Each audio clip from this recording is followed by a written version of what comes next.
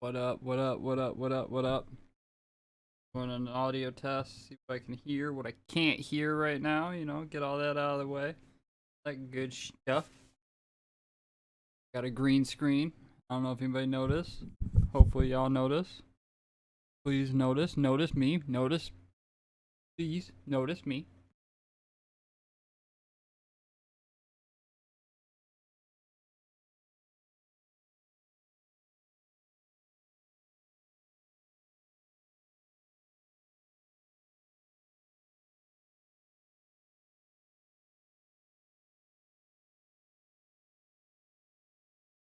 Seems like it's working, huh, guys? What I'm gonna do is I'm gonna drop into Discord and see.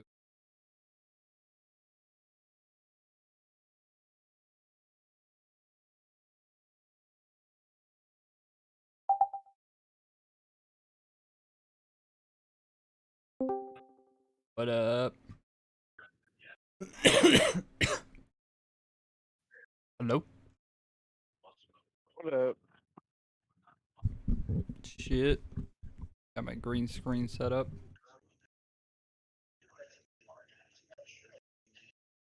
Oh, I can't hear you.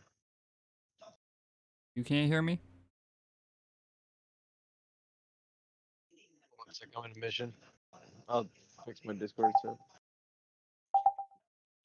Can you hear me now? Can you hear Can me you hear? now? Hello? Can Hello? you hear me now? How about now? Good.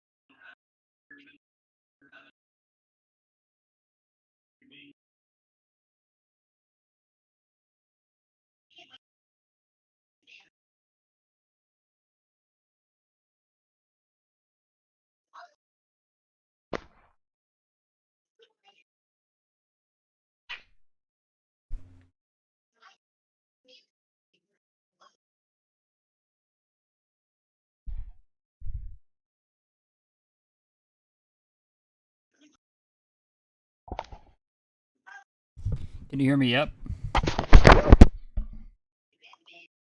What about now?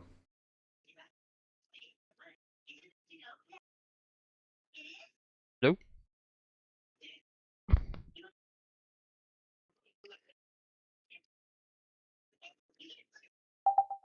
Can you hear me now?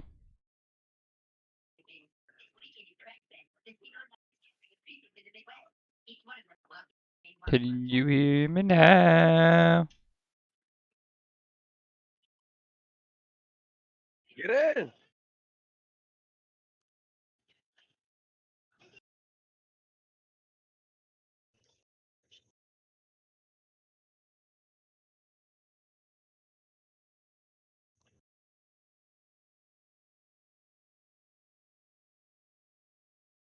Michael here, and the Pokemon protagonists are, well, you, and me, and Me? anyone else who's ever played a Pokemon game. Since these protagonists all have countless different teams that have defeated the League in all these different alternate universes, they don't have set canonical teams. Or do they? Today, I'm going to be going through every main series Pokemon game protagonist and giving Hello? them teams. Yo. What are you doing? Dude, look at my stream.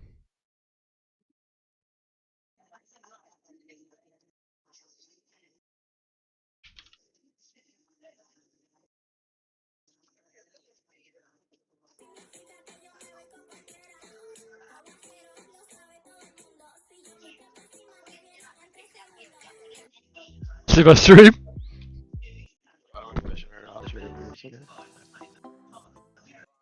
Well, now it's just weird. It was funny.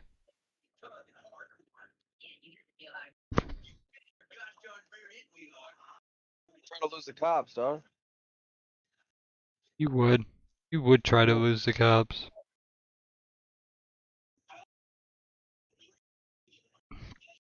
I feel like that's like the whole synopsis of this game. Right. What? Yeah, pretty much.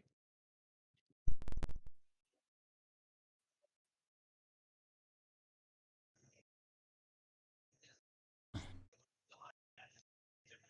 said, whoa.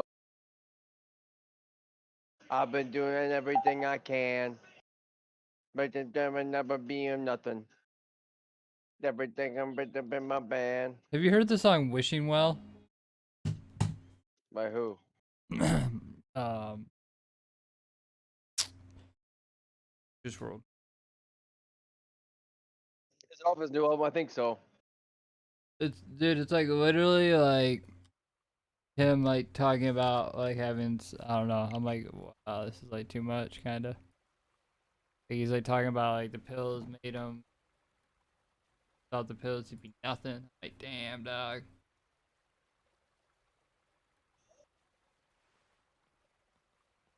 I just started some beef with the ballers, man. The East Side Ballers. Shit's hot in Los Santos right now, Why would you do that? bro. I'm a madman.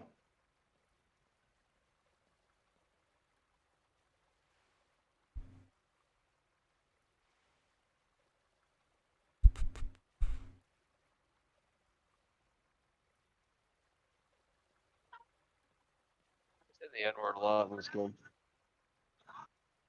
Uh, Black characters, right? Yeah.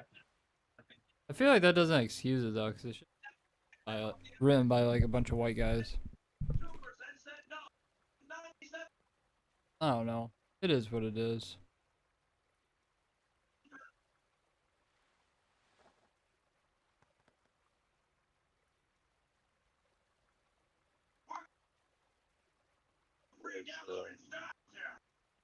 Bad word.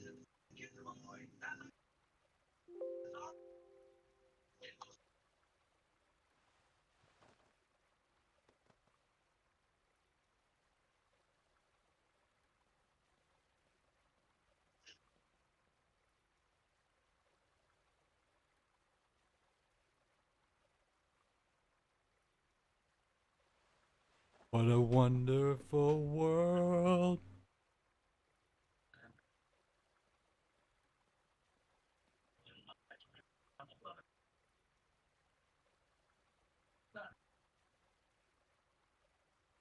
Oh, world.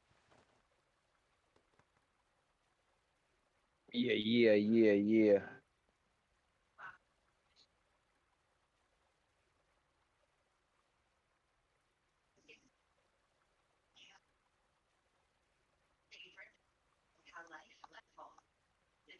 Have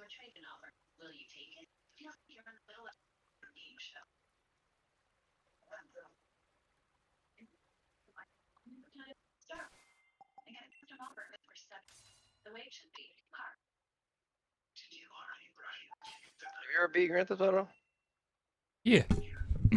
It's I like the storyline, but with like hindsight and shit, I don't know if I'd be alright with the torture scene.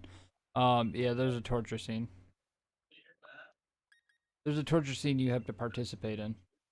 Oh yeah. Can I replay that mission? Like over and over? Uh, uh, I'm just joking, dude. but is he though? No, but is he though?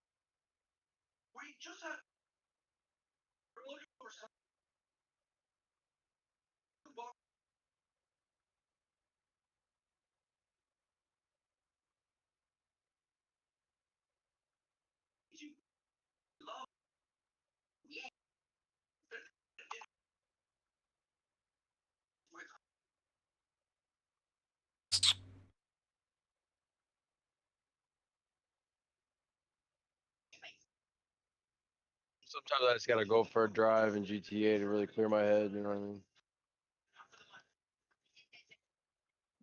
Because I can't drive in real life.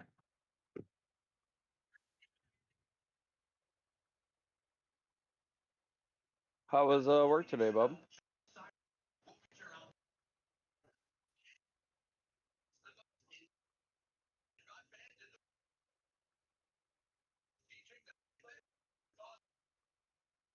I don't know. I just wondered. I don't know. Fuck you trying? What the fuck are you trying to say? What do they pay you an hour? Oh no, you don't. I forgot your stream. My bad. Not good. I just wanted to know what your take home was and what they paid you. I'm just trying to like compare. Like, Bad. I promise you, bad. I'm grossly underpaid, in my opinion. If anybody from no, I can't. I'm not gonna say my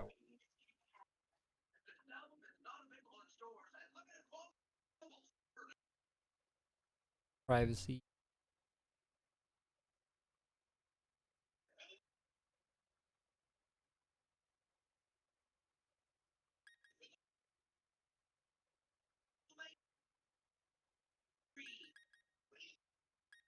the new Batman game was pretty dope.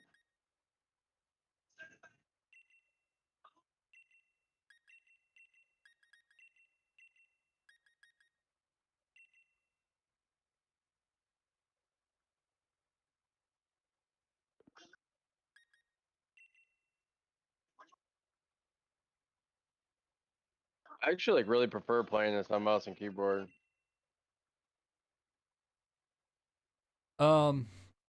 I'll have to use.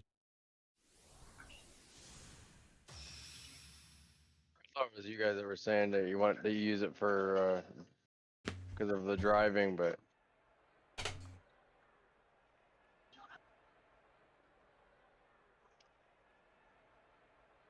I use a controller for driving. Then I use. I just use the keyboard. It's not bad. I mean, I get it's all preference.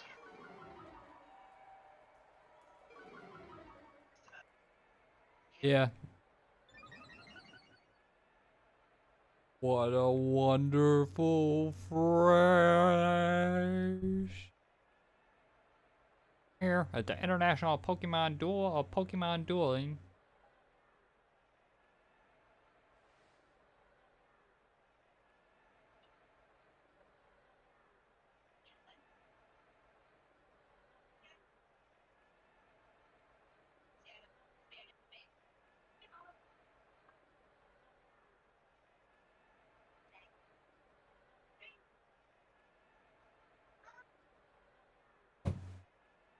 Uh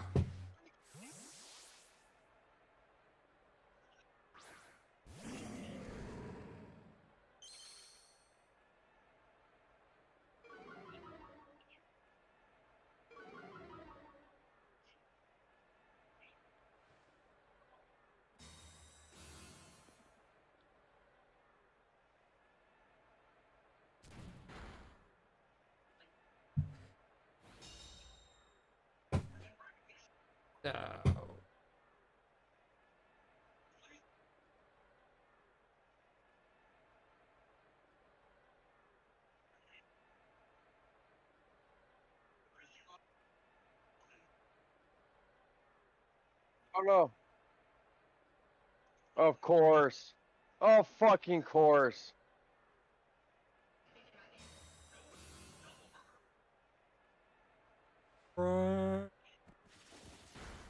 What a wonderful phrase.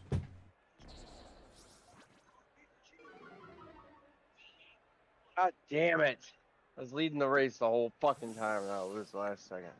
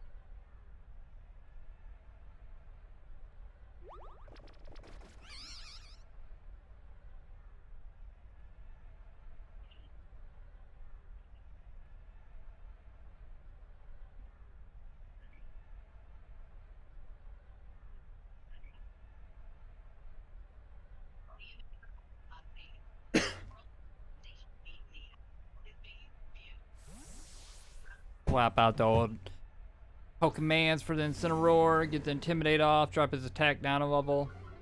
Boom, down. Boom, down.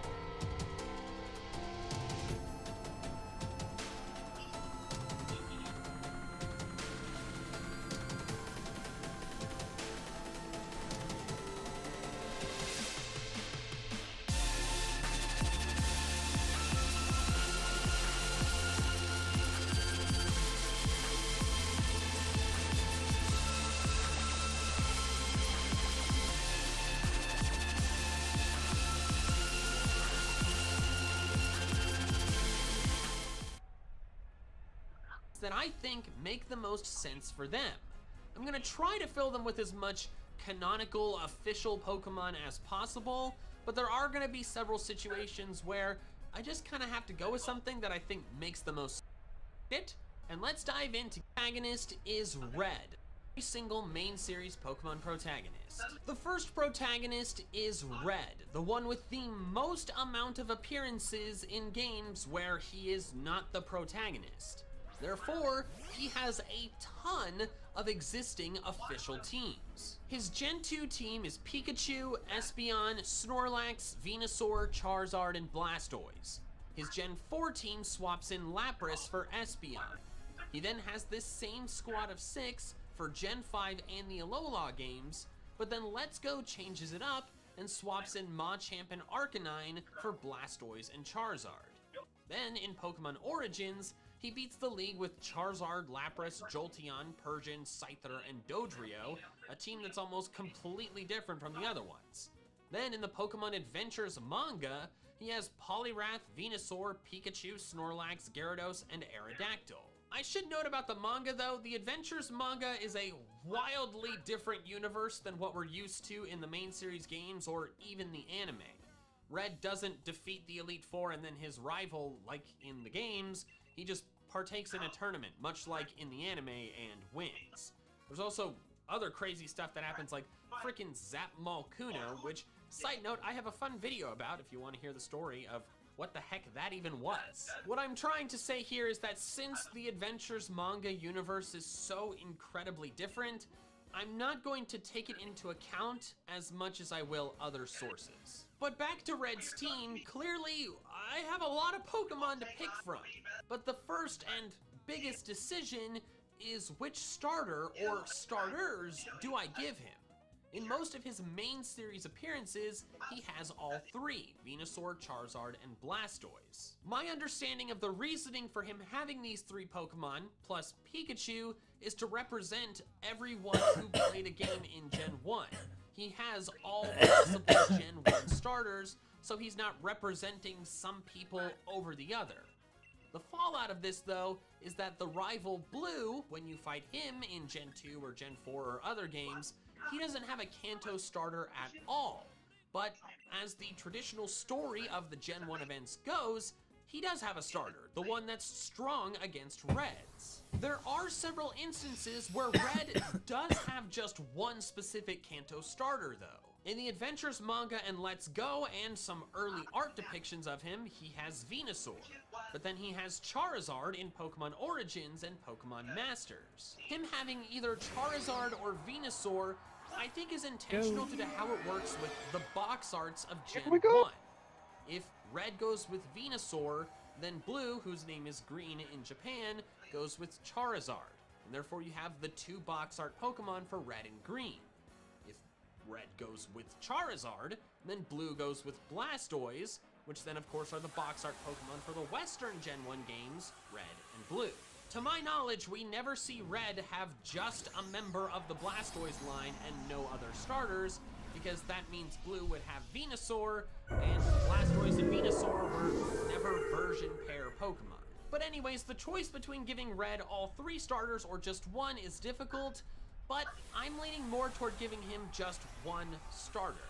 It aligns with the story of events better, because we know Red just picked one originally, and Blue picked the one strong against him. That's just how those events played out. So I think originally he had just one, and for his team, for this video, I'm just giving him one. As for whether it's Charizard or Venusaur, I've decided to go with Venusaur. My reasoning for this is that in all of Red's appearances, and all of the main series games specifically, there's only one time where he only has one starter in Let's Go, and Let's Go Red has Venusaur. Plus, I think that early art of him showing him with Bulbasaur is a pretty compelling argument as well. So his starter is Venusaur, and then for the rest of his team, the immediate Pokemon to fill in are Pikachu, Snorlax, and Lapras, Pokemon he has across many different teams and generations. In Let's Go, he finishes the team off with Arcanine and Machamp, but to be honest, I disagree with those being there. Machamp and Arcanine are far more commonly found on Blue's teams, not Red's. So I don't like that they're there on his Let's Go team, and so I'm choosing not to include it in this version of Red's team because it just doesn't sit right with me. As for the final 2 slots, one would be Espeon since he had that in Gen 2, and for the final spot, Mewtwo. I know this may seem a little crazy, but hear me out. Because I eliminated Charizard, Blastoise, Arcanine, and Machamp, I have now filled in every single main series Pokemon that Red uses. I have no Pokemon left. While I could cherry pick a Pokemon from his Origins team or his manga team, I think Mewtwo fits the best because of the story of Gen 1. As it goes, the Kanto protagonist journeys into Cerulean Cave after becoming champion, and there he catches Mewtwo. We literally see Red himself doing this in Origins. Therefore, in a fantasy world where the game devs don't have to worry about balancing or having the Johto protagonist be able to catch Mewtwo, Red would have Mewtwo and he would use it. So therefore, I think it works as his final Pokemon. The next protagonist is Leaf, the female player character from Fire Red and Leaf Green. And this character is in a bit of a weird position, because she actually never appears anywhere except the games where she was the protagonist, and she also didn't even exist as an option in Gen 1. So while we have limited knowledge about Leaf, there is another character that's extremely similar to her, that being Green, whose name is Blue in Japan. Green and Blue's names are swapped in the US compared to Japan. It gets a little confusing, but in the US, we call her Green. You find her in the post-game of Let's Go, and while she is not explicitly Leaf since she has a different name, she is clearly a different incarnation of the same character, just with a different name. Another link. That. Howie.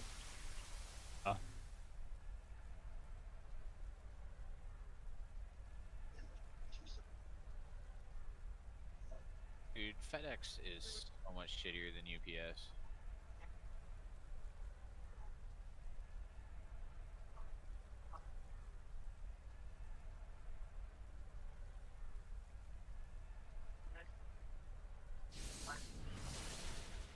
Like, how does Steel Series next day my fucking headset and FedEx is like, oh, sorry, we sent it to the wrong location. It's gonna be 2 more days. Fucking right they do, dude.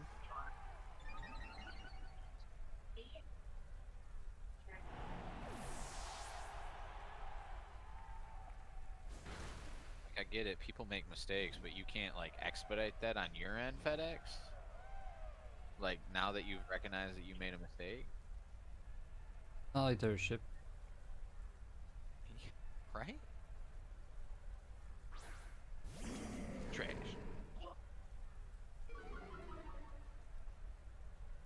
Link between these 2 characters is that in the manga, they are not 2 characters. Green in the Pokemon Adventures manga wears Leaf's outfit, clearly indicating that they're the same character.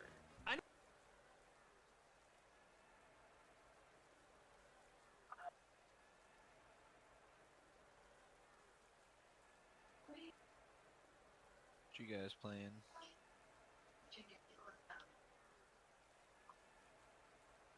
Pac-Man?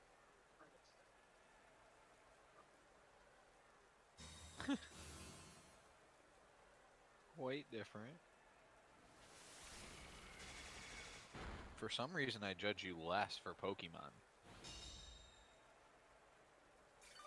I don't really know how or I feel like why Pac-Man's this like happened, true why testament they are of, like, designated as Leaf versus Green. skill. It's very More so confusing, memorization, but based on how extremely similar they are in design and the fact You're that like they Rain are the Man same if you're really character good in at the fucking manga, Pac-Man. for the sake of this video, I'm counting them as just You're really good the at same Pokemon, character. you're probably... Therefore, Leaf's team would be the same as Green's team from Let's Go. Blastoise, Clefable, Gengar, Victreebel, Ninetales, and I really Kangaskhan. don't know what I was There gonna are say. 2 more Kanto protagonists, Chase and Elaine, in Let's Go, but I will be covering them later in the video once I get to the Gen 7 segment. Now to move on to the Johto region, but things are going to be a bit different from here on out. With Red and Green/Leaf, they both make appearances in games where they are not the protagonist, therefore indicating that they are two distinct, unique characters. But with all the subsequent protagonists, they either never appear as Dude, not the Monday's a long way protagonist, away. or they do, but only in their own I'm not a game fan of this, when bro. you select the opposite And I ran out of gender. Origel What tonight, this so means I'm is that over for here all just the like, not red I and could murder green somebody. slash leaf protagonists, they're the same character. Wouldn't They feel fill too the bad about exact it. same role and are completely interchangeable. Therefore, I will just be giving one team for both of them because, as I said, they're the same character. To give you an example for why I needed to do this, let's take a look at the Johto protagonists, Ethan, Chris, and Lyra. Ethan is shown with Typhlosion in multiple places. Chris is shown with Feraligatr in multiple places, and Lyra is shown with Meganium. While I could try to give them all unique teams, and Lyra in multiple places, Ethan, Chris, and Lyra. Ethan is shown with Ooh, that hurt. Typhlosion in But multiple that felt good. places. I hit the nerve Chris with the is last shown little with bit of Origel I had Feraligatr in left, and it's, multiple like, numbing it places, right now. and Lyra is shown with Meganium. While I could try to give them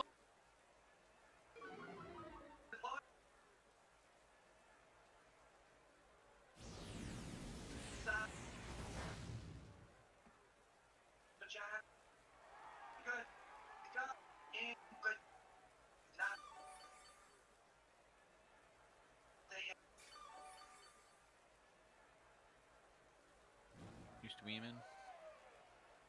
Yeah, You're but- playing Pokemon though. I mean, I still pull you up no matter what, but Green going. I'm gonna pull. Oh, nice. Now you're just ahead. all unique teams, that causes a problem. Because if all the starters I like are how it taken kind of up like by makes these it look three, like you have green hair. what the hell does Silver From have? I'm guessing it's the light reflecting Well, off of it. apparently in Masters, Yeah, it's freaking well, Hope. no, that's If all the starters are taken somewhat, up by the but yeah, protagonists, it 'cause I got causes poor issues with lighting, how so I the have to rival fits into the settings I have story it at. in a lot of the regions. They have to be counted You get as better one lights.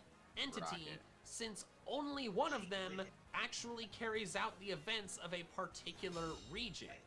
Yes, Ethan can talk to Lyra and vice versa, but only one of them ends up defeating Looking Red. dope, though. So what will the Johto come a long protagonist way team in such a be? short time. Well, I'll be taking Pokemon from a lot of different places. Like First is your, the starter, like, which rotates interface depending on and the everything. incarnation of this protagonist. Typhlosion for Ethan, Feraligatr for Chris, and Meganium for Lyra. Next is Azumarill. Since both Ethan and Lyra have a Meryl when Yeah, not and I the figured out protagonist some in better Gen shit, 4, too. and Lyra has Meryl in the anime. Next is That I can do Togekiss, even more the now. gift Togepi now fully evolved, yeah. and as we saw with Red having Lapras, gift Pokemon makes sense to Oh, represent on protagonist teams. Next would be Donphan since we see Ethan, or maybe it's Jimmy with a new look, unclear. Use one during the intro for Zoroark, Master of Illusions. Next is Girafarig since Lyra has one in the anime, and finally is Ho-Oh or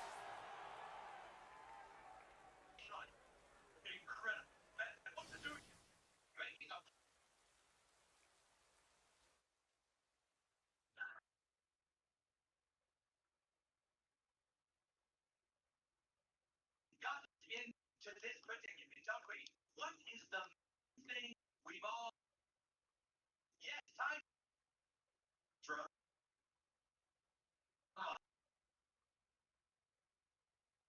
Getting it. In order to destroy our... We must... Anyone? Avoid...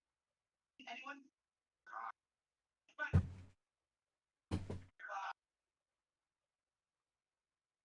Because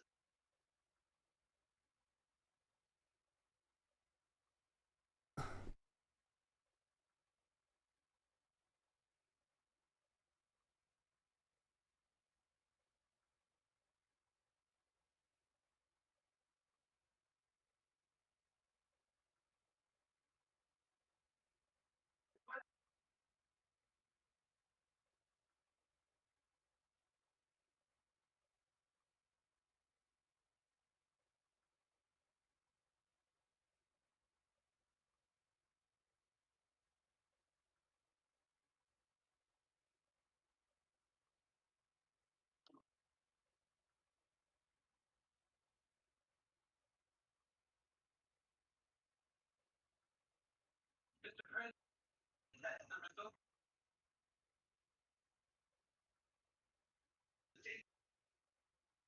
The money. Better. So, if I said the zero away, You guys see? Now my hair looks. money.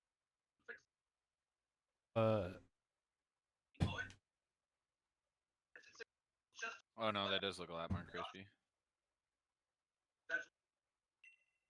so. Just all fucking with it, depending on the lighting I have. Yeah. No, I wasn't trying to like hate or anything. No, I know.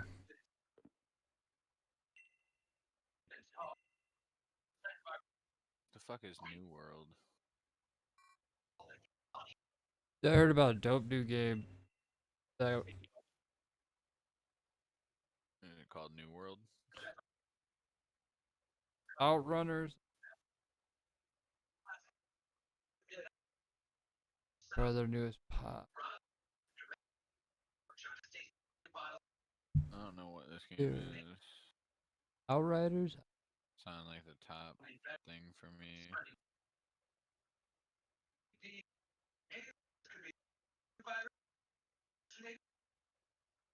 It's a new MMO. Oh, it's Amazon.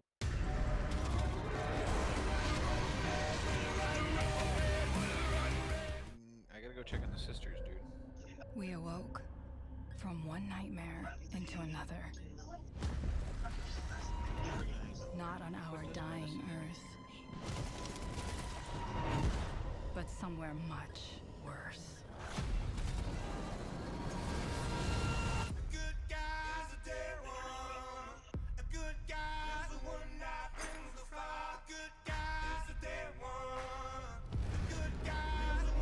We came to Enoch as our last chance, a chance at a new home. But what we found didn't save humanity. It consumed it.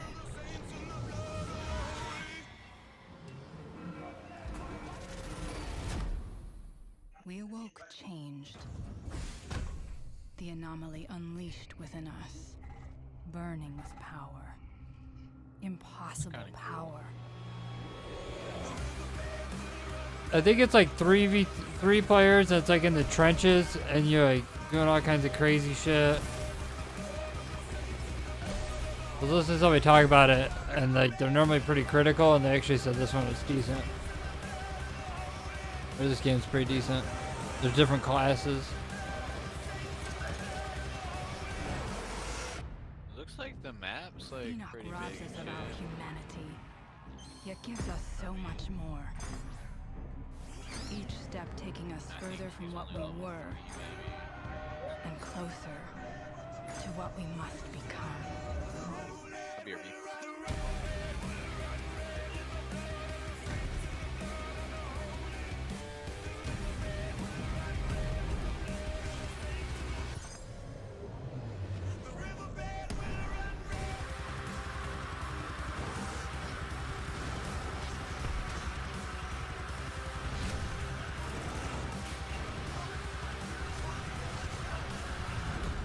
I know I have severely disappointed all of you. Some have speculated that my wife somehow hurt or attacked me on Thanksgiving night. It angers me that people would fabricate a story like that. She has shown nothing but great boy.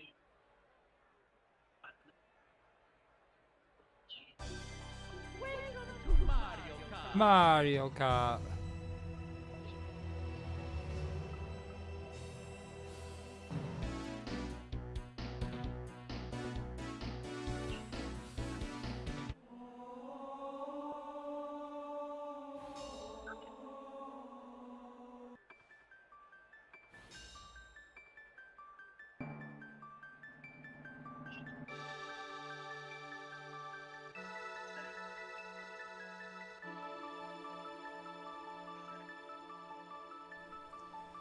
Turns out video games are actually kind of cool. Hey, howdy, how's it going? It's your girl, Naked Jacob, aka SnakeBoy229, and today I'd like to talk about video game title screens. Title screens, they're kind of a tricky thing because while a memorable one can definitely be tied to your experience with a video game, just okay or bad one, it doesn't necessarily reflect the quality of a game's content. Like, for example, Bloodborne's title screen is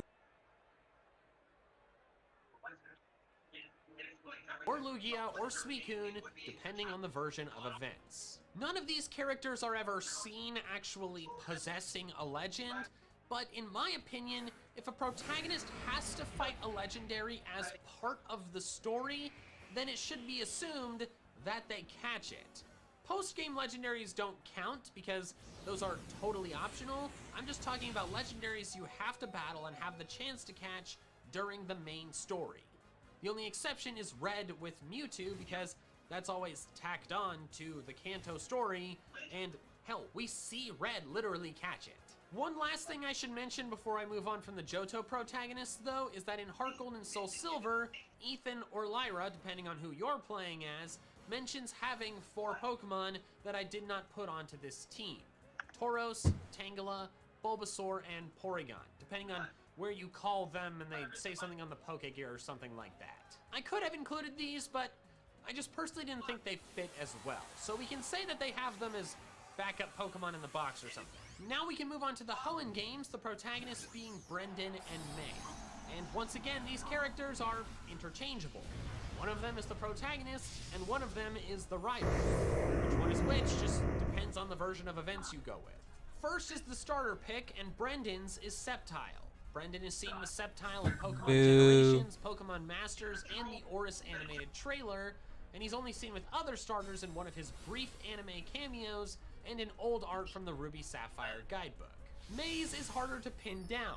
She has Blaziken in the anime, as does her manga counterpart Sapphire, and she's depicted with Torchic in Jirachi promotional art. However, she has Mudkip in her figurine and another piece of art, and she has both of them in the ORAS animated trailer. It's not an easy call, but I've decided to give her Blaziken. This is a personal decision, but I just more heavily associate her with Blaziken due to how much of the Hoenn season of the anime I watched when I was younger. For most of the rest of the team, I can simply select Pokemon that they use at some point or another in the main series games when rivals. Wailord is the first one, since neither of them are using Swampert. Then Brendan gets Macarga while May gets Breloom, covering the elemental type their starter does not. Swellow is used for them in Ruby and Sapphire, and then Raichu is used in the after credits battle for ORAS. Finally is Groudon or Kyogre, since the battle with them is part of the story. Although in the Emerald version of events, they don't actually battle Groudon or Kyogre as part of the main story. They don't actually battle a legendary at all. All they have to do is summon Rayquaza. They don't actually have to go and battle it and try to catch it. That's completely optional. So for the Emerald version of these protagonists, they wouldn't have Groudon or Kyogre. To fill this gap, I'd say... No? No?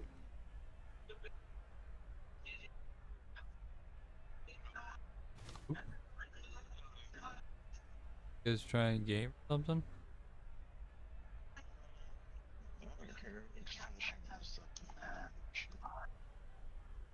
I'm just finishing up this here mission.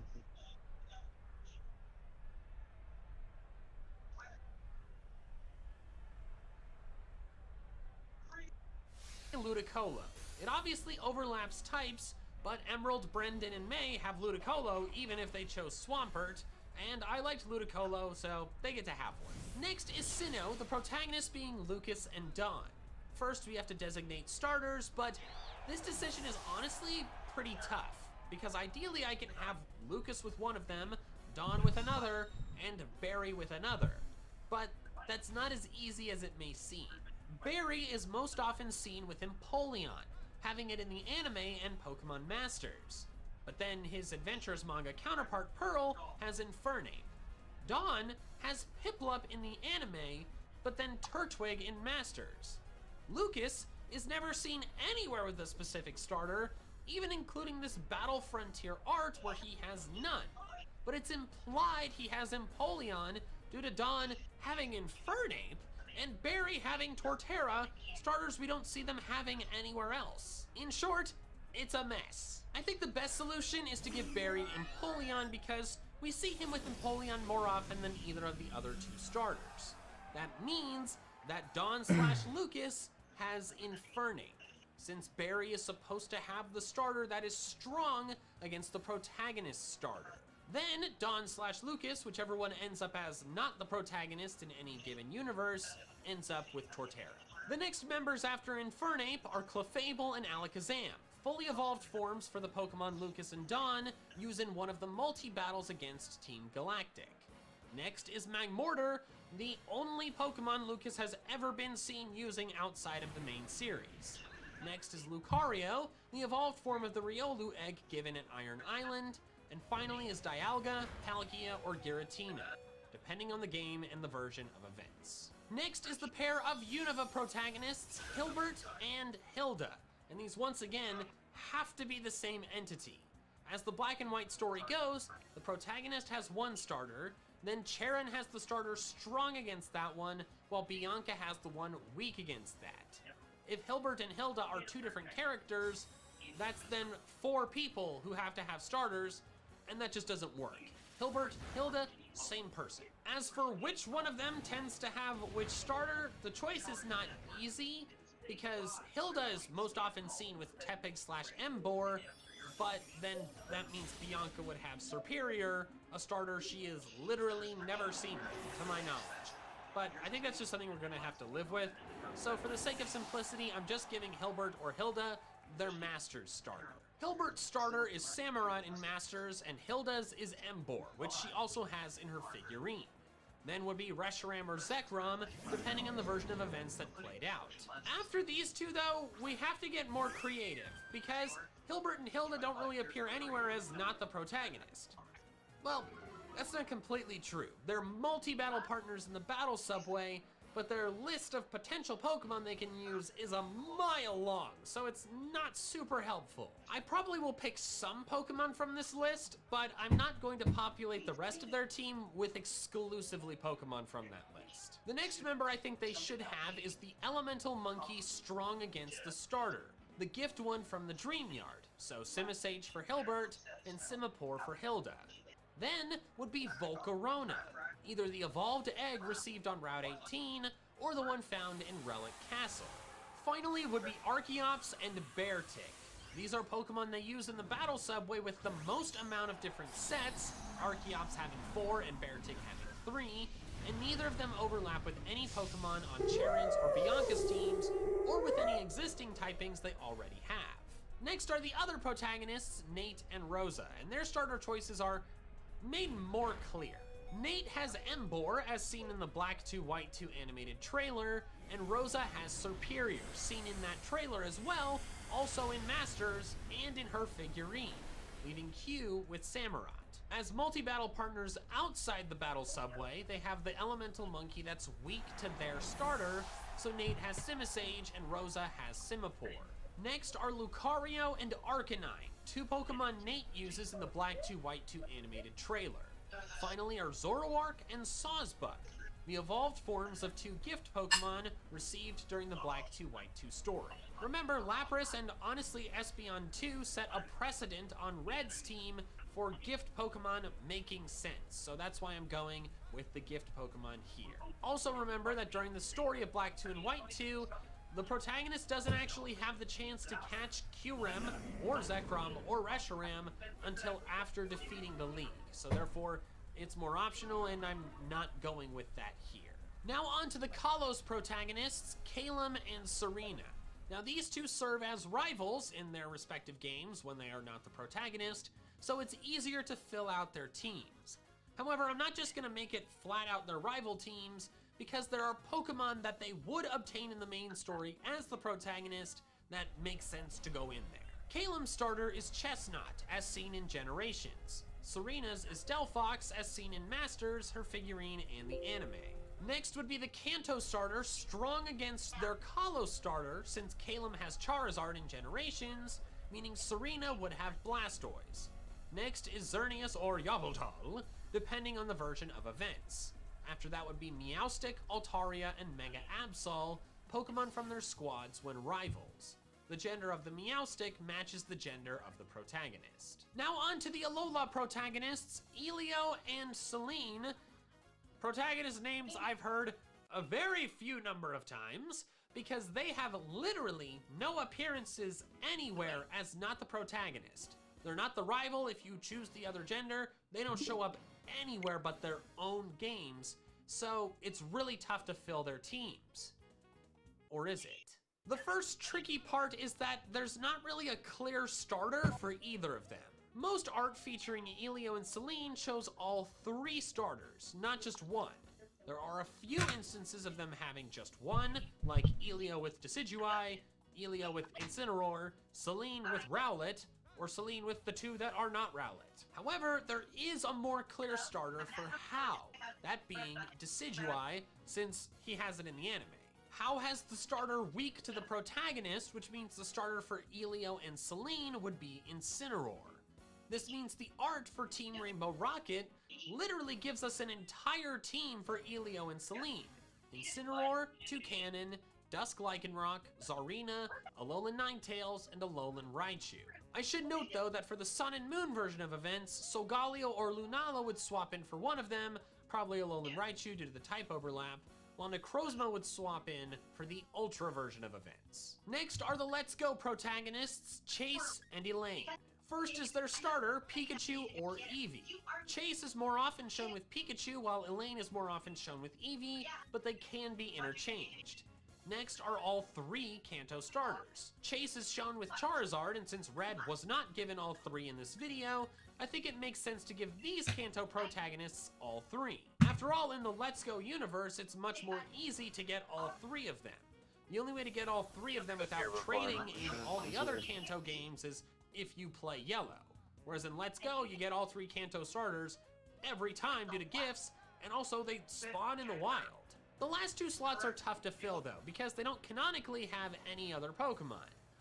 I could fill it with Snorlax and Lapras, since those are iconic Kanto Pokemon to have, but then their team would just be the same as Red's. Instead, I suggest Aerodactyl and Hitmonlee/Hitmonchan.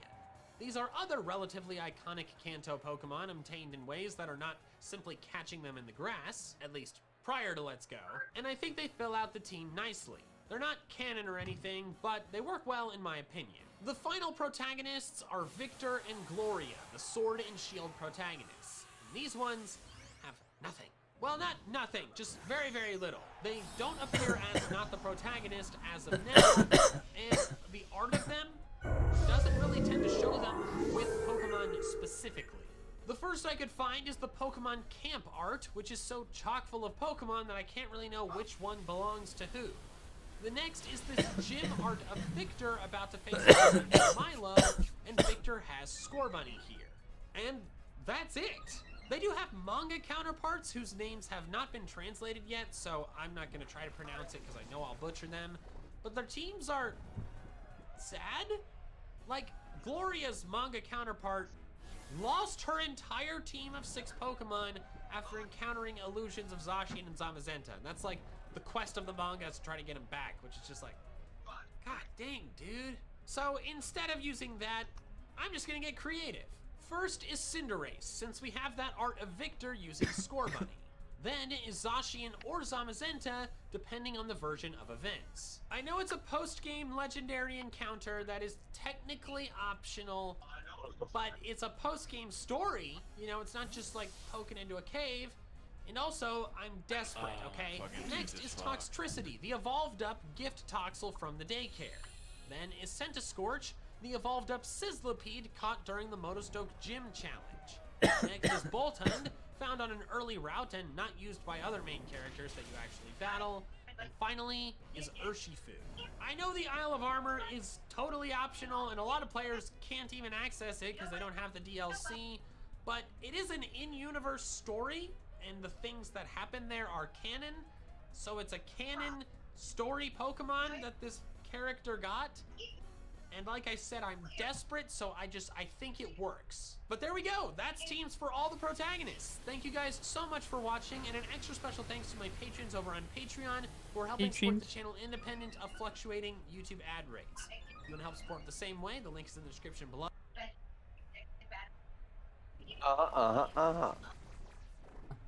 I'm swimming out to a boat to save my daughter from getting pounded by fucking record producers.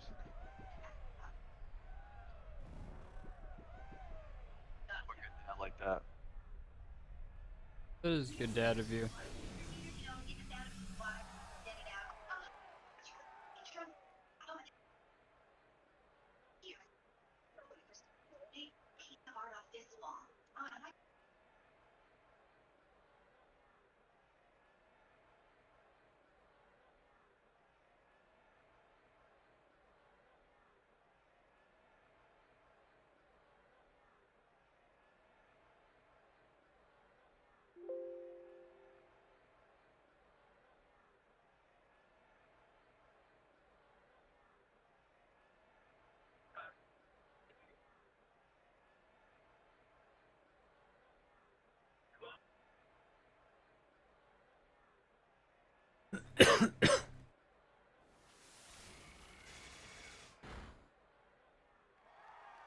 Ow.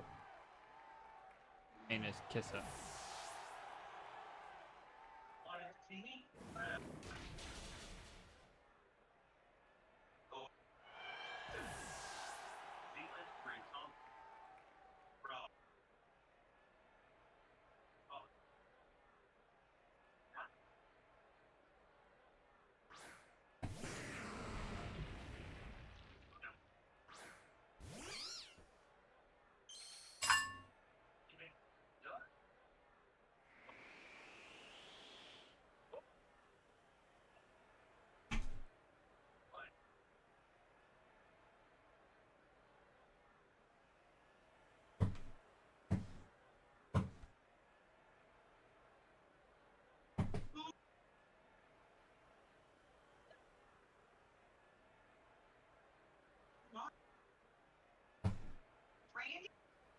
Randy?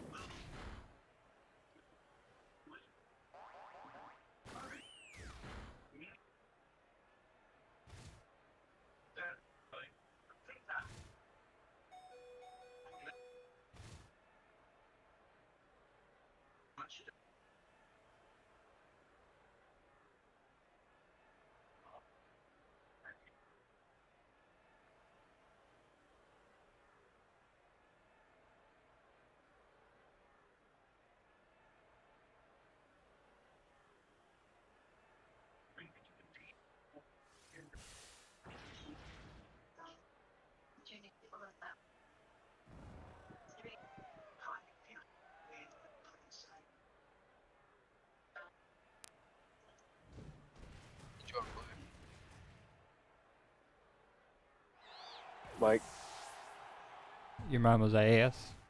your Uh, mama's a. Don't play. But you, Save this. Save this city. Save this city on rock and roll.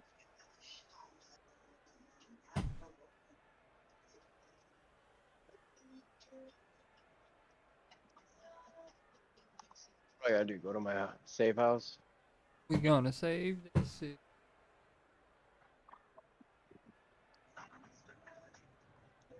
Oh, fast travel on this thing. What is it?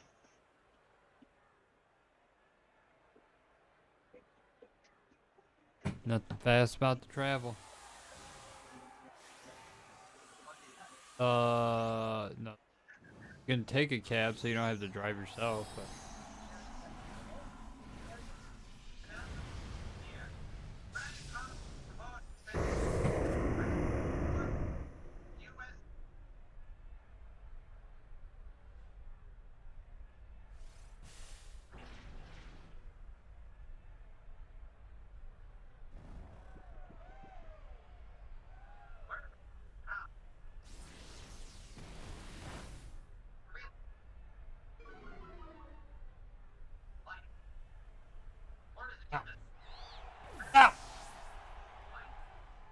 you don't want to do.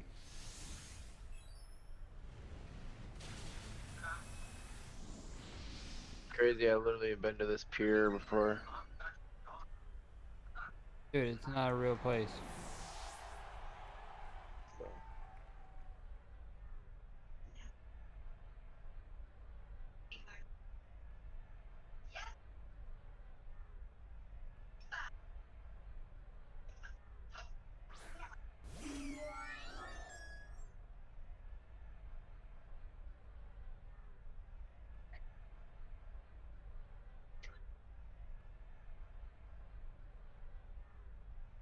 Monday, boys.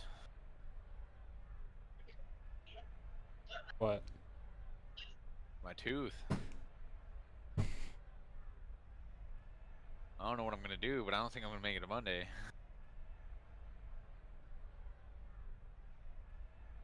Oh my god.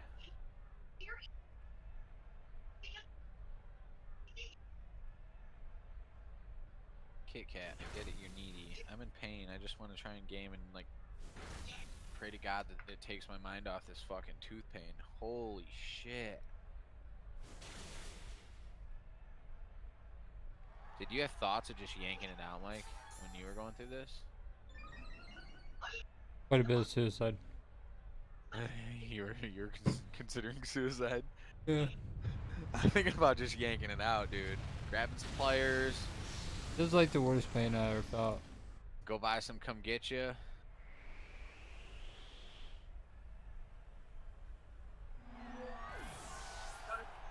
Wait, wanna them taking be- it out? They didn't numb you or nothing? No, what did I say? What was the last sentence I said? All I heard was it was the worst pain I've ever felt. Oh, okay, so just the tooth pain in general. Yeah. Gotcha. At No, I first did- thought you meant like them taking it out. I'm like, wait a minute here. I did make him shoot me up twice, so. Yeah, I typically do too. I'm like, let's do it again. Like, they're like, all right, and then I'm like, "Oh, one more time, and they're like, I'm like, all right, one last. They're like, God damn it.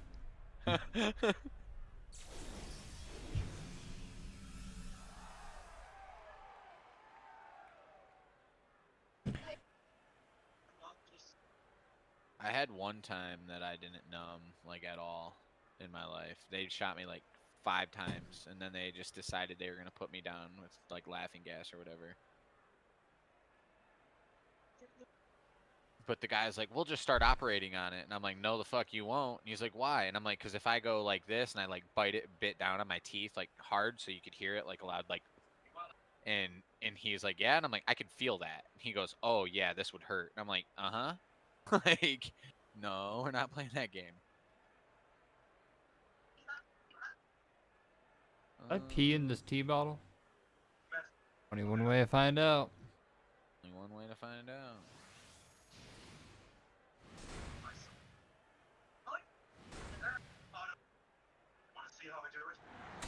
Kit Kat. I'm joking. Sorry, buddy. I know Eating you tea hate me bottles. right now. Hey, I won.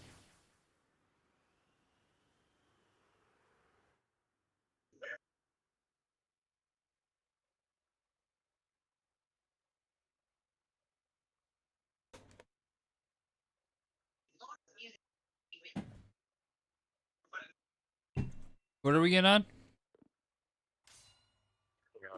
I'm down to get on Overwatch. Give me a second.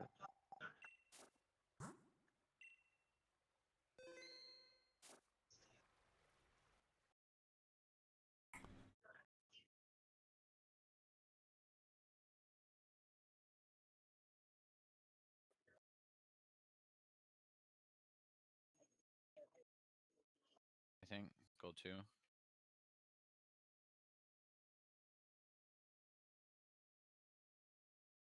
Nice. Carry me, senpai. Senpai.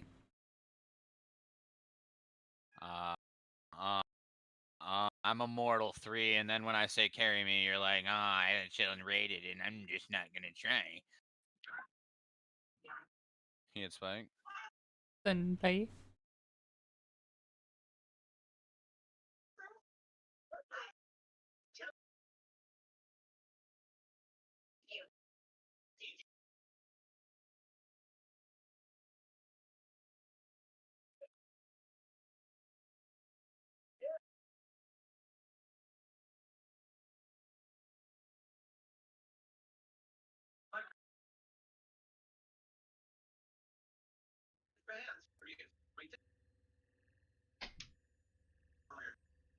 Well,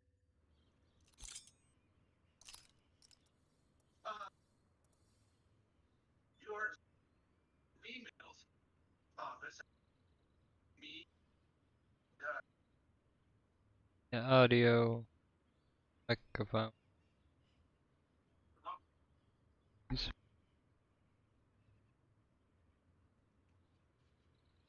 Dude, we just took A site, and nobody grabbed spike. Like, I moved it up into, like, the corner, and, like, no one picked it up. And then we all died, because we were all just sitting on A, like, and what do we do now? Senpai. like what?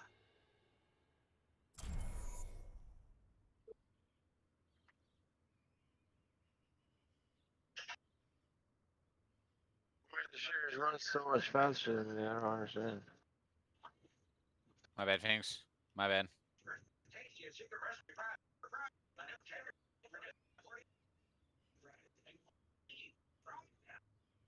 My name is Joe. Just fight for generation. Stop running. Right.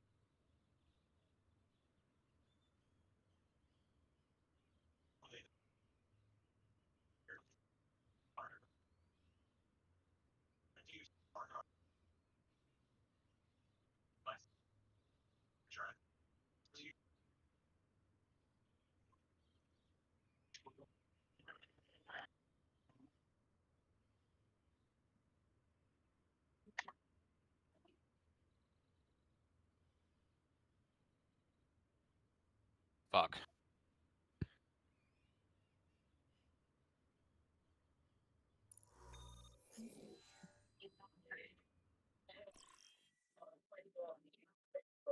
Now entering the Black Forest. PlayStation. Prepare for battle. Select your hero. I went from hero to zero.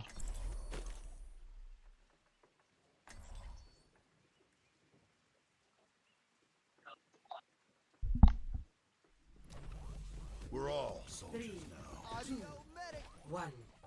Fight.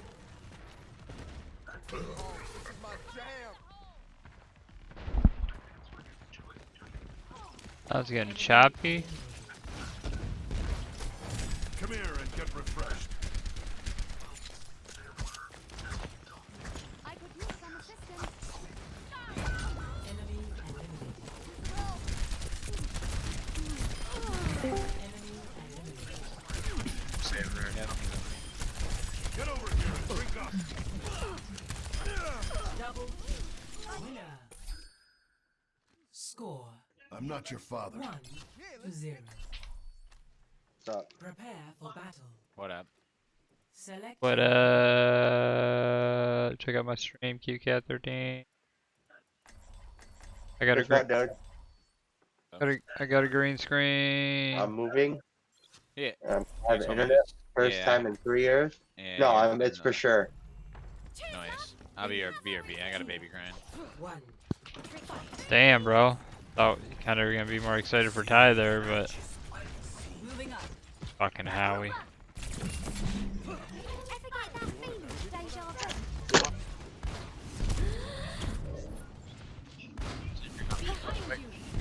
Yeah. Can't go to bed.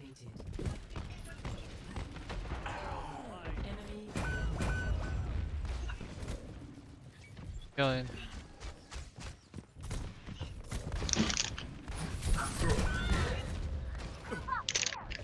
They're coming to stop this parade.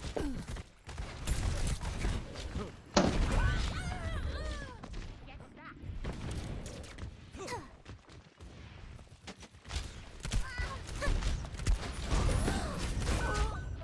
Score 1-1. Move back. Prepare for battle. Select your hero. Most kids are actually smart enough to be sick of it. Laura represents one thing and all of the shorts that wants to get if I could talk to Laura, I tell her, let me Together, we are strong. One.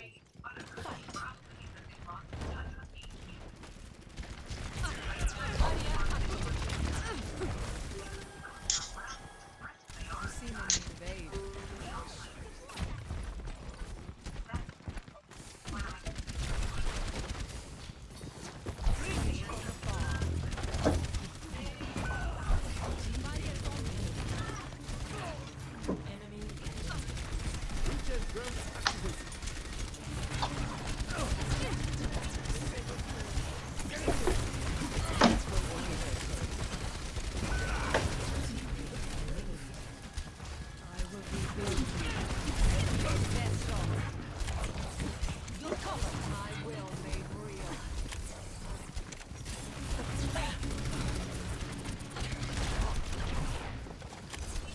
Phoenix and Cyber Tag.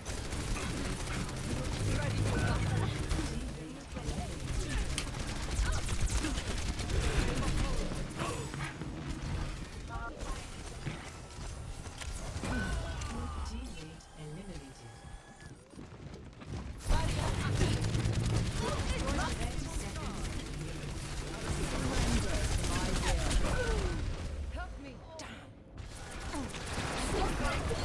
No help. Get no help over here. Get into position. وليم أودك.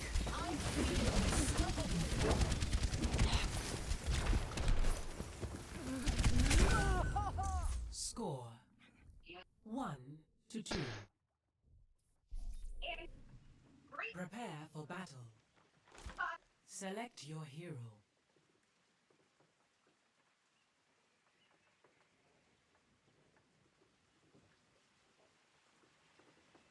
Senpai.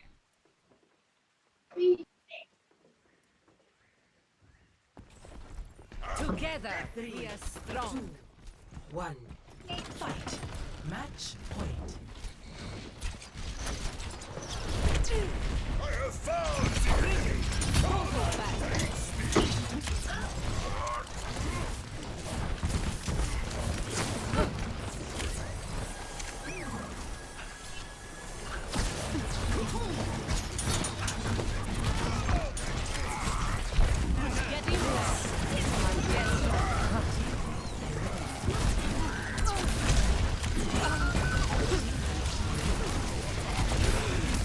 have found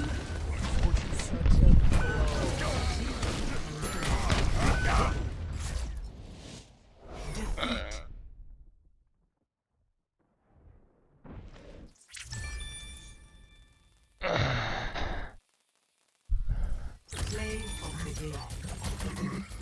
Are you getting on? Bruh? I'll be right back.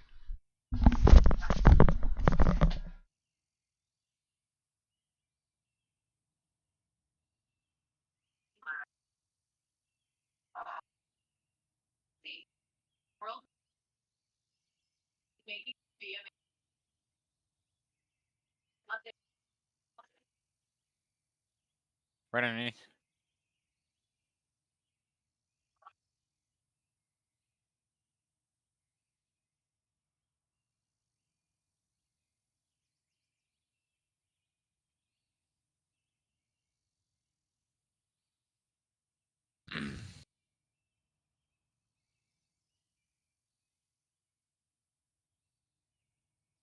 Yeah, I'm excited for you to have internet, Ty. Mm-hmm. I just got my new PC today too. Nice. Could have just gave you mine. No, I got. I mean, I actually, I got a pretty good. Why you can't play? I mean, barely ever. I'm on right now, but Oh, it'll get better, dude. yeah, you right.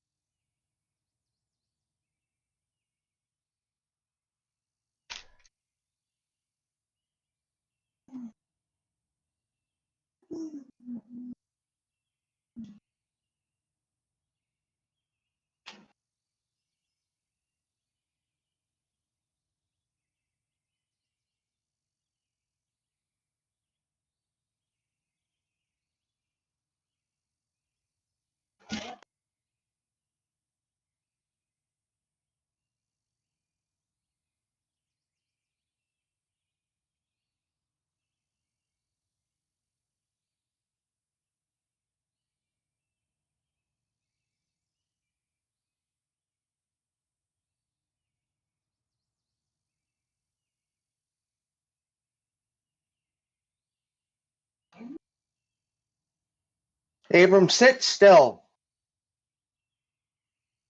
Holy shit.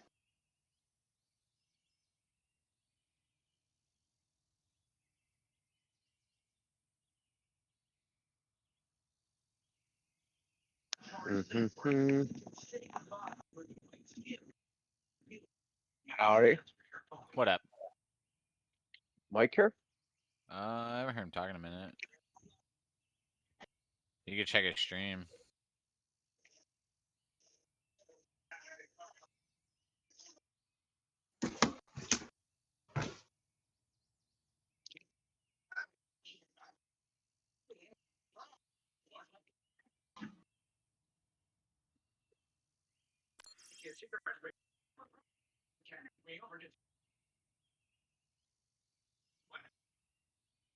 Sit still.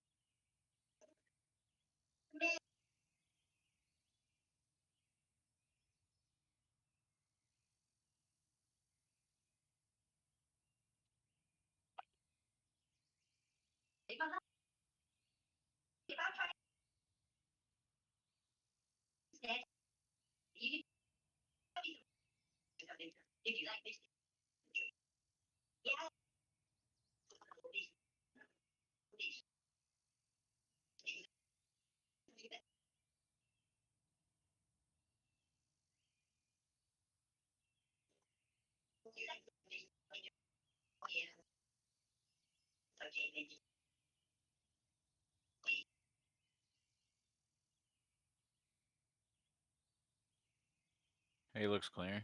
Completely.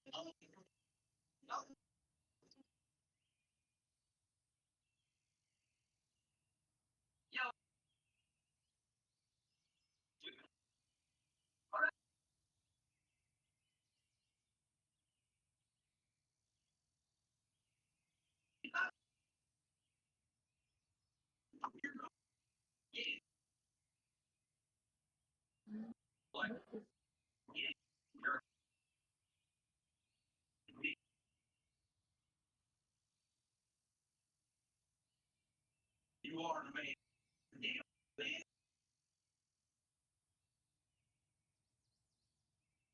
Like,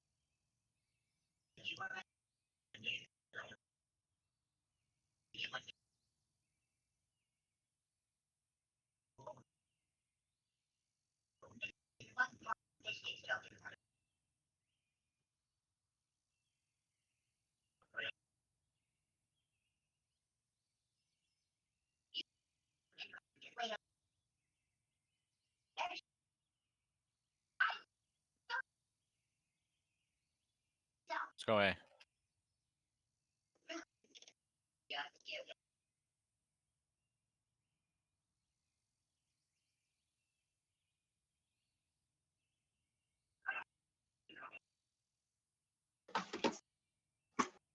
Phoenix is short.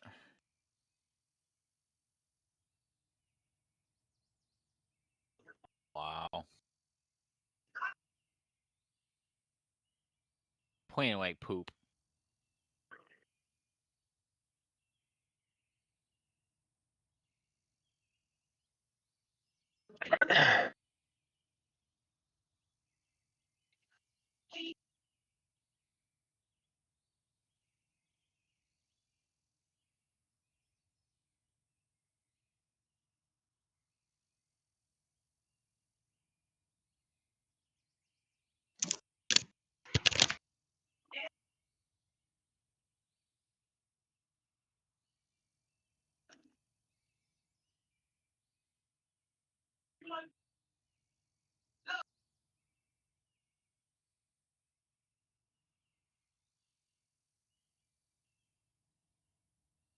Stop for a second, please.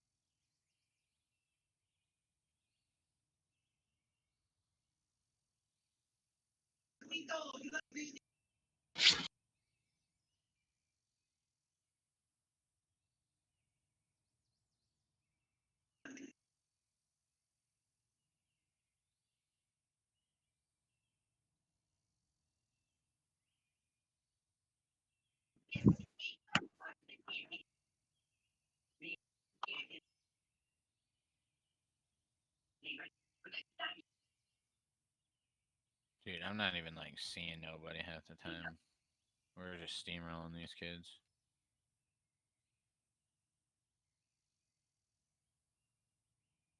Thinking that kid that claims he's Immortal 3 isn't Immortal 3 though. He's 9 and 9.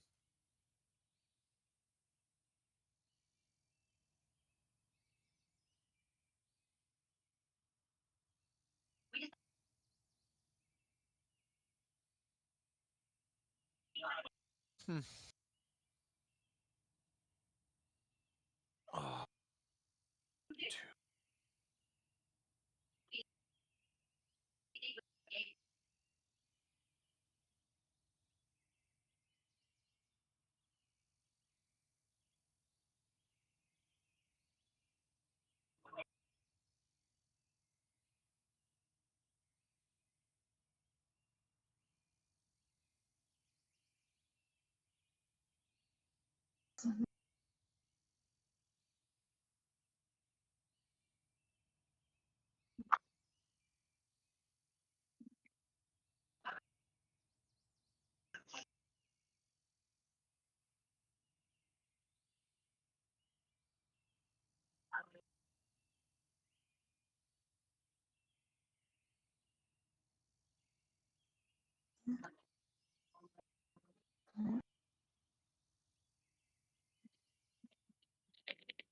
They surrendered.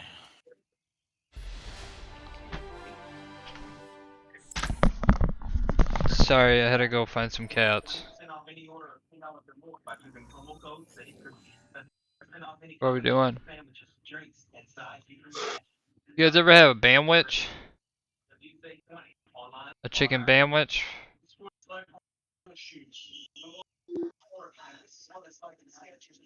You guys don't like bandwiches? Kyler, are you there? Cut. There's a dude on my friends list. He's like a random.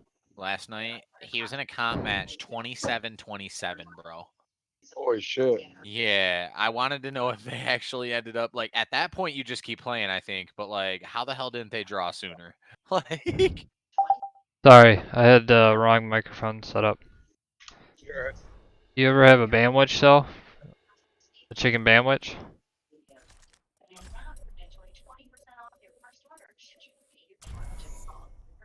What's your favorite type of bandwich? A ham bandwich? You don't know? Hey, sit still. Every time you move, I hear it ding. Just sit still. I'm trying. I just have ADD, bro. I can't help it. Oh, dude, my kid's got his tablet plugged into my computer, so it's fucking. You know the inside. It kinda feels like I've been trying to get by, and I'm in what to do. I don't need no medication. I don't need no drugs. What were you saying though? He said "Playing Humble" by Kendrick Lamar. I don't think that's what he was saying. Who, me? Ty, who was talking that you interrupted. Jesus Christ, dude. welcome to the chat, Kyler. So rude. I don't even know. About Abe, I think. Yeah, saying his tablet was hooked into a computer, and I believe every time he moves, it jingles it. That's what I got. Loving. Fucking God. Dude, if I don't get to go Electric Forest next year, I wish I had a time machine to see what a year from now looks like. Dude, I feel like, have you ever seen 11/22/63? Is that the song by The Strokes?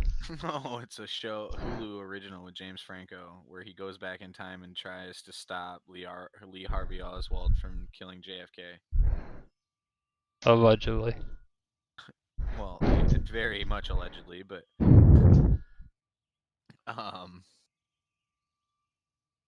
it's a pretty dope show. But like, I don't want to ruin it. You should watch the show because the show's cool. But It's also the premise for the Umbrella Academy Season 2, which is based off of the Umbrella Academy Volume 2, which was written way before that show was made, so... Well, it only has one season. It's like a James. I think James Franco like wrote it and directed it, but okay, I just ruined it then. He said after I read the Umbrella Academy, I got a great idea for a show. Go on. It was a good show though, but he finally like does it. He figures out he stops Lee Harvey Oswald from killing JFK, and he like comes back to like present, and like the world's crumbled. Like there's no buildings, like there's total chaos, and like I just imagine that's like year from now when you see the like image, it's just total chaos. Like here's the problem. Destroyed. Here's the problem with any time travel fucking theory. Any time travel theory. Here's the problem with it.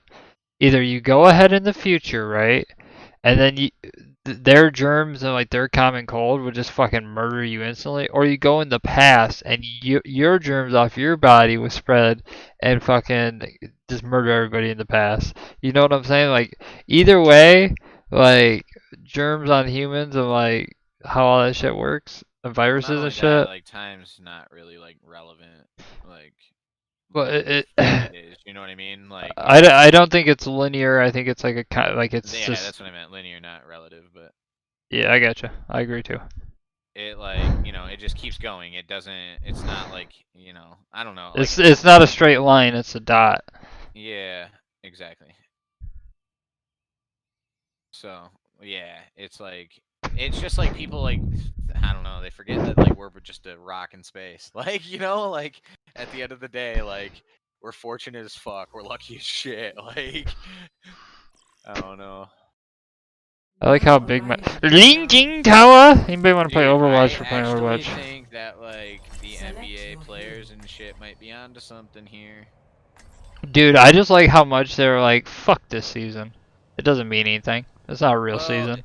I don't even think it's like I think they're like really like trying to make a stand. Like there's a couple for players sure that said like they don't want to play until there's change. And the problem is like we've been talking about is I think there's so many factors and so many people that have to change. It's like it starts in city governments, not even like I mean it starts at the top metro, like Trump and fucking his people. I don't know. I really don't know what you do, because if you start writing laws around it and shit, that just encourages like a different type of racism. Like because like the whole idea is systemic racism is bad, right? So we can't use the system to create more systemic racism in a different, like.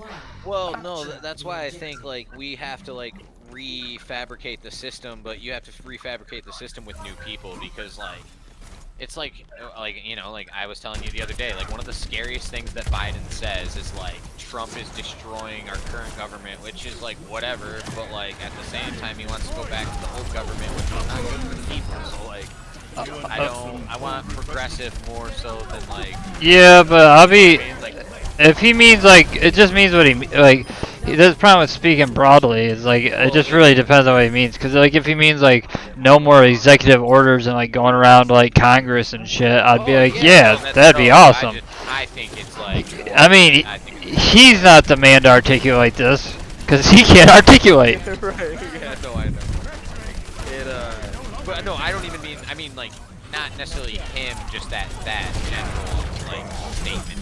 Yeah, the fact that he made it, just like that idea is like negative in my opinion. Like I think they're all about like 100 years old, like because Donald Trump's not any young buck either. Like he's like 74 or something. Well, that's like when we were talking in the office earlier. I don't know if you were in there, or if it was just Josh and Emily, but I was like, maybe it's because my grandpa passed and whatever, but like the older generation, I don't mean in a bad way, but like their time has come and gone. Like they don't need to hold any more positions of anything. Just be retired until your last day. Like because most of them are so far disconnected, like from modern technology alone, like let alone society and the way that the world operates now. Like you know what I'm against? I'm against people having multiple terms.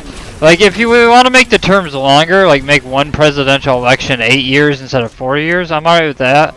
But when they have like 4-year terms, they spend the first 4 years trying to get re-elected, and then the last 4 years fucking off. Where, like, if they had 8 years, and maybe it was easier to get them out if we didn't like what they're doing. Well, not only that, like the first year in office is spent like acclimating yourself. The second year is spent like actually trying to probably do something, and then year 3 you're already like you said, like planning for the next election, and like I don't know. Typical. I feel like change, dude. I feel like from like day one they're like, all right, what am I gonna say to get re-elected? Oh, I don't doubt that. I mean, I'm sure there's like a team like working on it from day one, but it's like, yeah, I don't know. It's all weird. Like, I think a lot of things need to change. Like, the problem is greed, though. Like, and all humans are greedy. So, like, I ever truly solve the problem? Like, because at some point, like, the yous and me's that have common sense, and use their brains, and, like, can look at things like logically, and, you know, like, I just want people's standpoints and things. Like, once, if you know, even though like me, if I were to ever get into a position, someone's like, hey, here's a fucking $50 million, and you're gonna do this, I'm gonna be like, I'm probably gonna do it. Like, I mean. Like, I don't know. Like, I don't know that that would be my price. But I'm sure everyone We're has killing nothing. We are killing nothing. This old dog's learned a few tricks. I think they're just killing us more.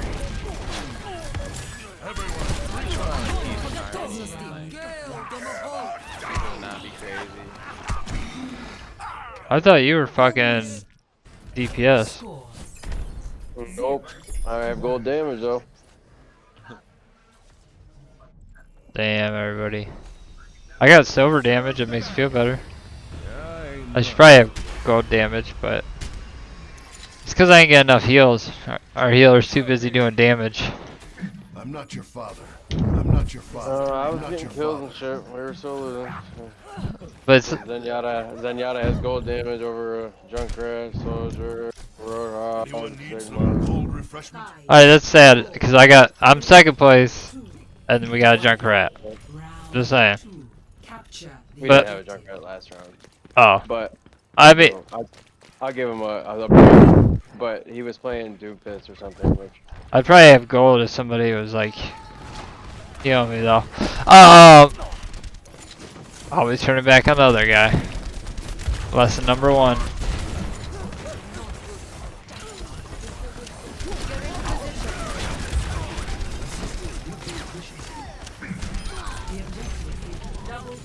This fucking Laura made landfall yet? What's that? Has Hurricane Laura made landfall yet?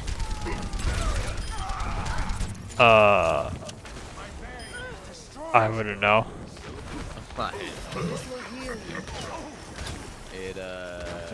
fucked some shit up.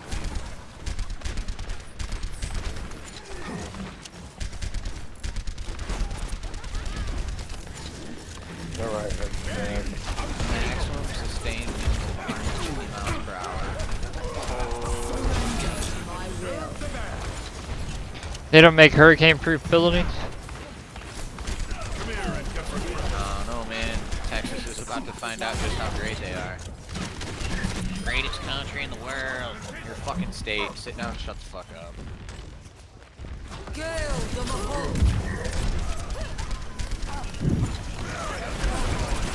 I've got you in my sights.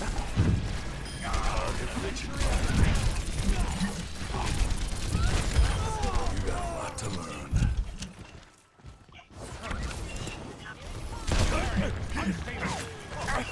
Get over here and drink up.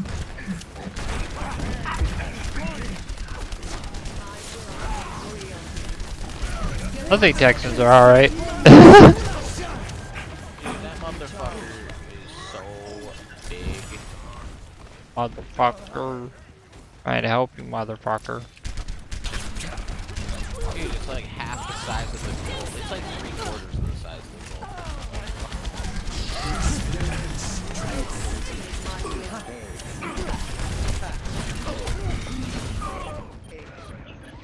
The eye of the storm. It's the eye of the storm, and supposed to be like really calm I'm not in a the eye. young man anymore. The calmest. I mean, like, not that it's like, you know, like calm, like no wind and shit, but like. I don't know, bro. I'm not an airbender. That's like air and water bending. With light. No, it's just moving water with air, bro. That's why air is the most powerful of them all. Probably not really, though. Water has blood bending, metal, or earth has metal bending and magma bending.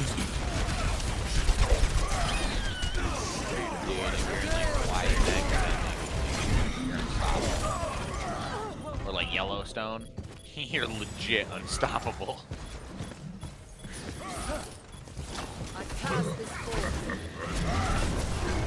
I never knew it. The war goes Fucking on. magma like instantly boils water. It's like Fort Wayne, please searching for missing village. Hey there.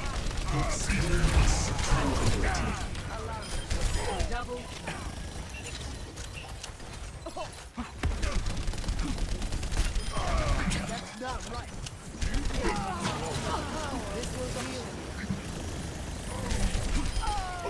Surrender to my will. I've got you in my People really sights. think that Trump's gonna try and like not leave office. I low key wouldn't be so, like if people are like Trump's waging war, I'd be like, all right, kind of seen this one coming, huh? I just I don't think it'd last very long. I think he'd be out of office. It's not my preference to see them as a person, Or I mean January 20th. but I will see them done. Just cause like I don't know how he'd like even try and work around that. Like it's Constitution, like it's like Blame clear on the cut. mail and voting. No other way to interpret it in the 20th Amendment. Like This is it to is my what it liking. is. I think it's the 20th Amendment. 4, 3, 2, 1. To my life. Round 3. I've been saying that, so I should verify. I know for a fact it's fucking in there, but 20th Amendment. Yep. Shall end at noon of the 20th day of January.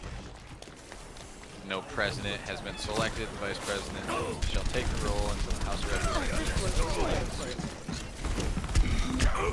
Which, that's kind of the scariest route, because that means that, like, I mean, I don't know, do you think Pelosi would give it to fucking Biden, or do you think they would just, like, take it for herself, or, like, Clinton? Like, The war goes Uh, I hope Trump don't do that, dude. didn't they say it would go to the vice president? Well, the vice president until the House of Representatives can select a suitable president, which Pelosi's the Speaker of the House, so, like... Anyone needs some cold refreshment? Do you think they'd select Biden? I don't think they'd select Biden. I really don't. Whether he's who they quote-unquote have selected at this point or not. That would be so crazy, though. God, this fucking election is nutty. I hope Trump don't try and do some stupid shit. That'll like cause total chaos. I mean, you know he does crazy shit. His wife won't even hold his hand, bro. Well, I mean, obviously he does crazy shit. The dude's fucking senile and fucking crazy and like... He saved his wife from some shitty ass Russian country, and she hates him so much she won't even hold his fucking hand. Well, I mean, because she's just pissed he's still kicking it, man. She expected him to die by now, I'm sure. He's just a disgusting human being. She probably hates him. I mean, she can't be a very good human being. She's just a dumb little Russian hooker. She don't know. She ain't dumb. She's in Russia. My father slept Unless she with was me. like sold in that regard, then you're not really dumb in that regard either. You're just fucking brainwashed into it. God, human trafficking sick. Rendezvous at my position. That's why I wish that like what the American people would really do, because like I mean I understand the like whole Joe Jorgensen push, but like nah, she sucks too. I wish like America would just not vote, like all of America. Isn't like, she a libertarian? Yeah, she's a libertarian. Yeah, them guys are like psychopaths. Well, and she's like, yeah, she's like super anti. That's why I don't understand how any of these people can be anti-marijuana though, because like states are legalizing marijuana, so like the whole marijuana stance is just like give it up. But then like the guns thing and like I don't know, I understand why I don't own any guns. You guys know this, but like I understand why. I don't agree with people owning like 8 AR-15s, but I also know there's people out there like Bo who. I mean, they're not gonna shoot nobody unless they have to. And What's the problem with the AR? no, I'm saying you don't need to own 4, 6, 8. Like, again, like some people teach their own. Like, be responsible. But Mike's like, I want to own 50, bro. I'm just saying, Cody have like fucking one fucking magazine in it at a time, so you know you kind of want to have a couple around. Well, you can only really carry. I mean. What maybe like realistically and not safely either, like shoot 3 it, or 4 dump rifles it, at a time. grab that one, shoot it, dump it. Then at that point, save a bullet for yourself. No, I'm just playing. It's fucking, I don't even know if I want to talk about this on Twitch. It was like the Las Vegas shooter thing. Like how's this old man carry all that shit? No one bats an eye. Come on, nah. It's a lot of shit. A lot of shit for an old guy to go up. However many flights it was, 13th floor or something. Maybe it wasn't that high, but it was fucking up there. I'm not gonna pretend to know what happened that day, but it's all pretty sus. Super sus. It's like 9/11. Like you know, I got my own personal theories. Ain't gonna do me no good to spread them around or anything. But man, somebody should look into that shit. Right? A lot of sketchy shit there. We're all soldiers now. Widowmaker here. Building 10. Enemy's gone down. 7. Tower 7. Or 7, that's what I said. That was an interesting one. I can do math. I can count the airplanes and the towers and something. Dude, it's every day that buildings just collapse for no reason. Like modern buildings do. Alright. Going mid to counter Roadhog. I don't know. Supply the dragon.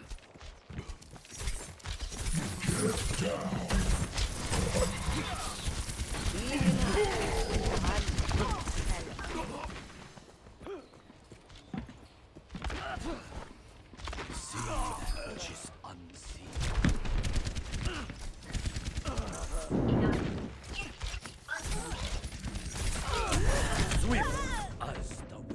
Fuck you. 大家都指望着我呢。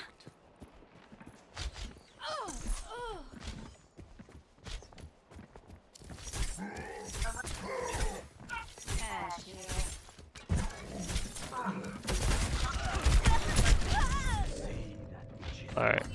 I don't know. This election is sickening. I will protect the innocent.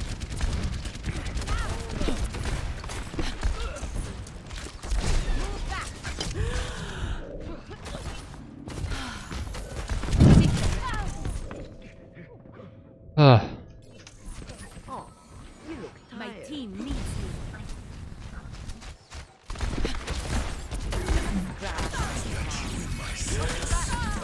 Enemy leads 15 kills to Wow.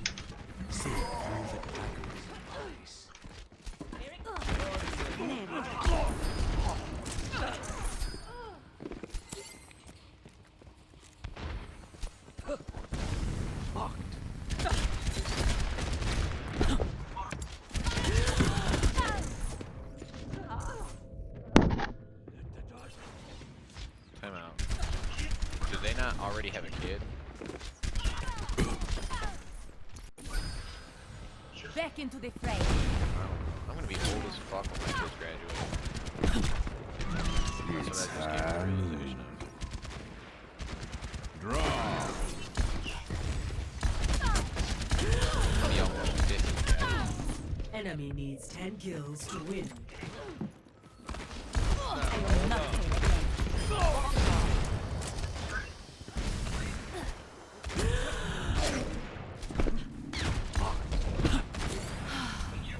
Dude, why are you Farah? Why are there vendors specific breastfeeding weeks? now. eliminated. Or not gender, Health sorry, restored. race specific.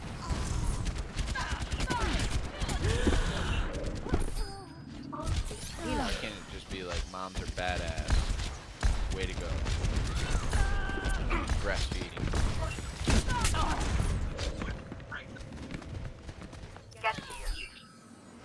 Back in action.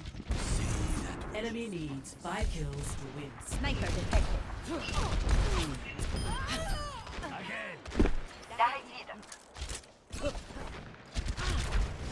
You guys saw the movie, or the new trailer for the Christopher Nolan movie? I think it's called like Tenet. Yeah, it's supposed to be on like theaters, something like that. I want to see that shit. It looks pretty good. I like Christopher Nolan a lot. I don't know a Christopher Nolan movie I don't like, actually, now that I think about it. Maybe something older. Inception's probably my least favorite. Defeat. What was the one? Memento or something like that? That movie was pretty good. Play of the game. You wanna play some Apex? If not, I might get on Jima. Tyler?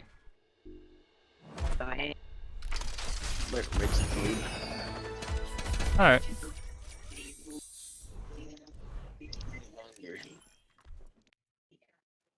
Sure, dude.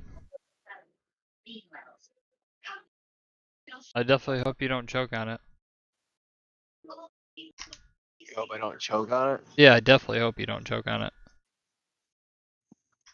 Hopefully I do, so I ain't gotta do this shit no more. Cha feel? Cha definitely feel. I don't know.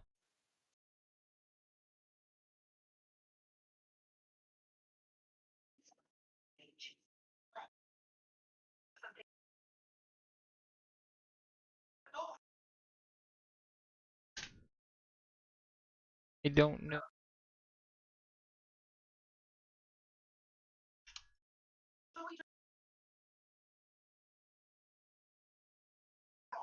Actually, you know what? Let's Fall Guys.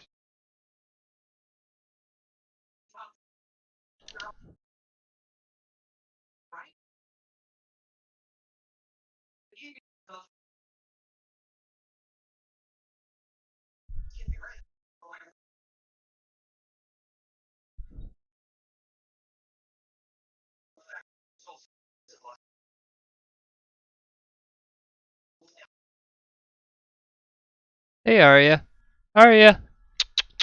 Back. Go, buddy. Yeah. Arya. Arya. You know, I didn't even think of it like that, dude. People are destroying TNT on Twitter. Oh my gosh. In place of the basketball games tonight, they're playing The Longest Yard.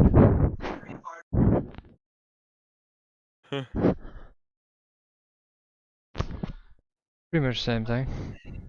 I mean, like, in the actual movie, Stone Cold Steve Austin says the N-word like 3 times. Like, I think that's a misplay, TNT. I think that's alright for him to say that. No, I don't really think it's alright for anybody to say it, but definitely not anybody that's... Well, I can't get him. Well, I don't think anybody can give him permission per se. I mean, he can do whatever he wants, but...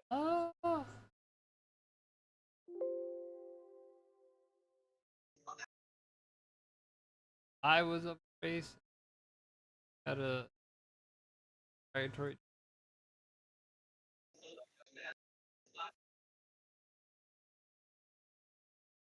Well, I mean, I'd want Stone Cold on my side too, but I just like, you know, like... That's the rant. Wouldn't wouldn't you not want, like, I don't know, if I was an actor, I wouldn't want to say it, like... Oh no, I'm good. Yeah, like, hard pass, like, How long? Right for that? Well, yeah, not only that, like, I mean, I just feel like a piece of shit person saying it, like... Yeah, I wouldn't. Still probably would. It is. You're right, but at the end of the day, you are the actor. Will Smith actually does a pretty good job of kind of like describing like being like Will Smith versus the actor Will Smith, like to people's like perception, and how like it's easy for actors and actresses to like lose themselves within their roles because like people have these ideas, like Mark Wahlberg, for instance, like or like even better, like a Jason Statham. Like everybody only knows him as a badass, but like what's the guy like in real life? I feel like it's actor.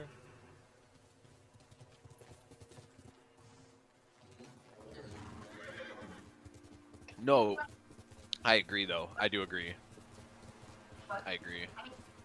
Definitely if I'm like.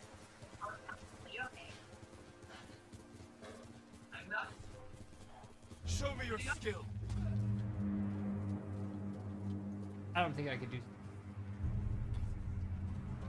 I think I could only do like comedy movies, like Seth Rogen does, like stoner movies.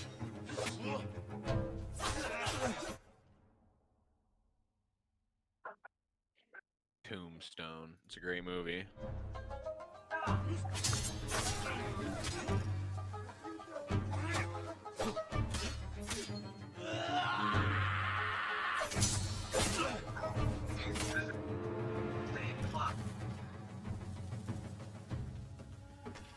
Also, don't say what. And be a dickhead. Sorry, I forgot to switch microphones. No, yeah, absolutely. I mean, I think that's just like common sense. It should be. I mean, I know it's not, but and that's why we have things like we have today. I mean, part of that's because like as a society, it took us a while to grow. But in the grand scheme of things, it really didn't take us a long time to grow. Like, I mean, hell, China still technically has slaves, and they've been fucking around for what, at least 3,000 years? I mean, there's racist people all over the world. Everywhere has like a lot Oh of, yeah. You know what I'm saying? Like, not even like slaves, just like racism. Like, everyone's got a lot of work to do. But like, also, Yeah. yes, we have came a long ways. In a short period of time too. Like, I mean, like we're hard on ourselves, but like, and What- rightfully so. But like, It was a shitty forever, and then accelerated. yeah, like in the last 100 years, we've like dressed. Everything's really. I mean, look, we broke Moore's law how many times now? Like, and that's just like for technology-based things, but like, or typically, but I mean, hell, and, like, everything's doubled and tripled.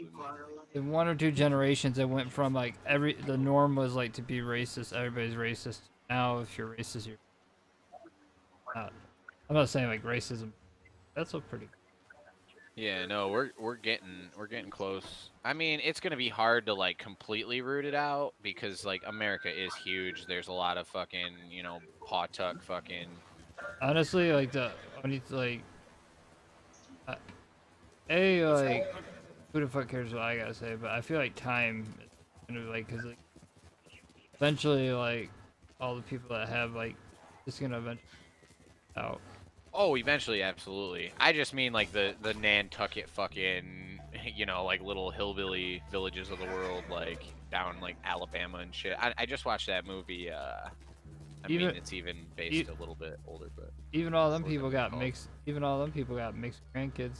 Like, oh like, yeah, there is a lot of them. I just But it think- was what's the name of that movie? Just Mercy. It's a good movie. You should check it out. It's got Jamie Foxx and Michael Jordan in it. It's about some dude that like gets people off death row, but like naturally there's a lot of minorities on death row. And good movie though. Why do you say that? Just because I mean of systematic racism and. Good answer. I was just Well, like- I mean, it's fitting to what we're talking about. It's not just that, but like I was mean, testing you. people like Kamala Harris. I was testing you. But also people like Kamala Harris, like that just like deny evidence. And, They just want the conviction no matter shitty what. people. Yeah, shitty people. Like You know, what was that one movie with you know, Gerard in Butler? Japan they have like a 98% fucking, and like if you're in court, Oh yeah. it's not good. Like, Yeah. you're fucked. It And that would be fucked, because like I mean in our fucking society it's kind of set that way. If you under a certain money threshold, I feel like if you're wealthy enough to like fight for yourself, you can stay out of trouble, like, you know what I mean, like you can avoid the system and things. But like if you're not wealthy, like they just trap you, and you can get out if you can make all your payments and shit, but like no matter what they're getting you.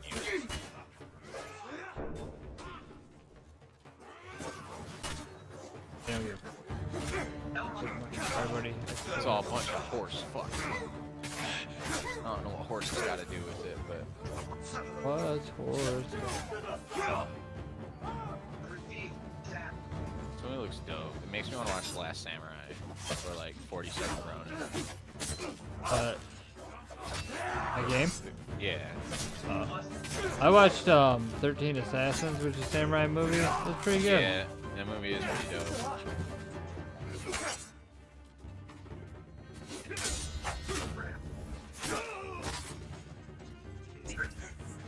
I actually need to watch Ip Man 4. I wonder what that's on. I haven't saw it.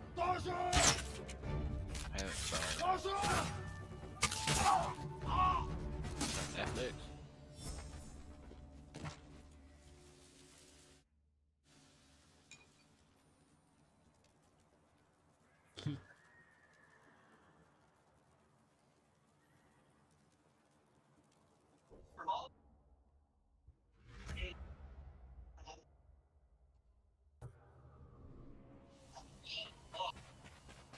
Find some fox dens. Oh.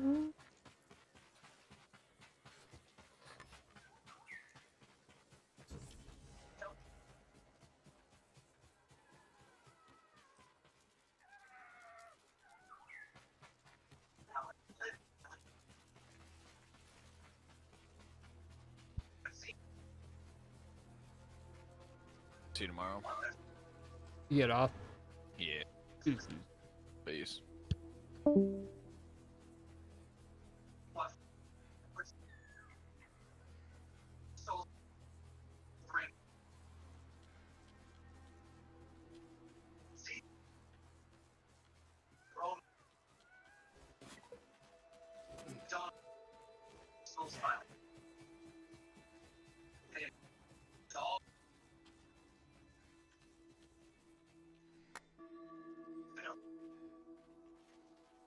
But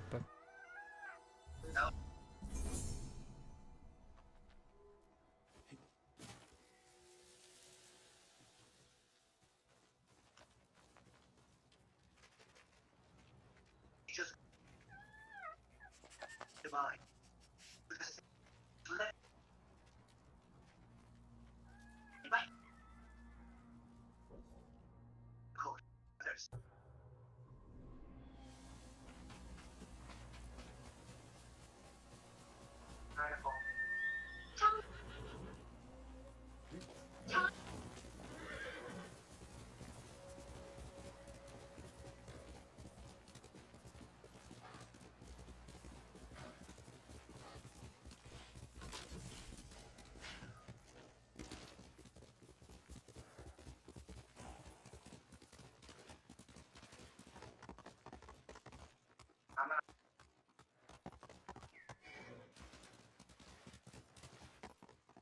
are you?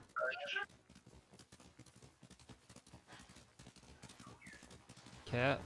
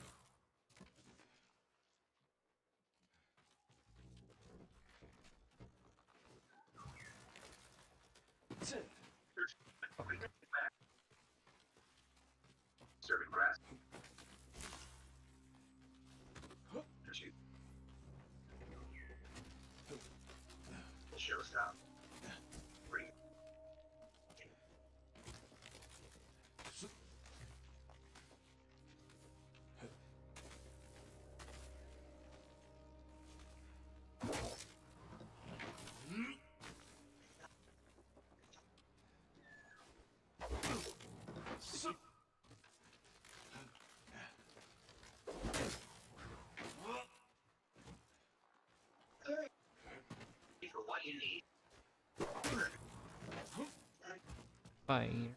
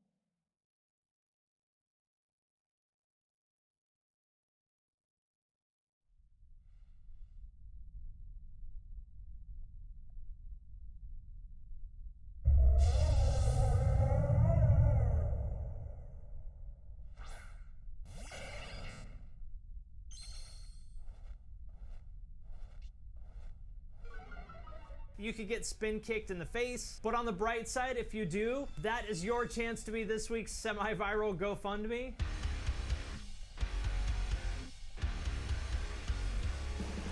What's up, everybody? I'm Finn McKenty. This is the Punk Rock NBA, and today we are going to talk about fandoms, specifically the most annoying ones.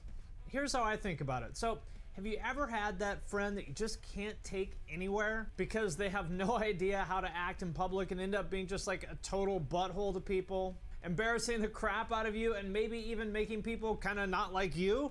I just sharted.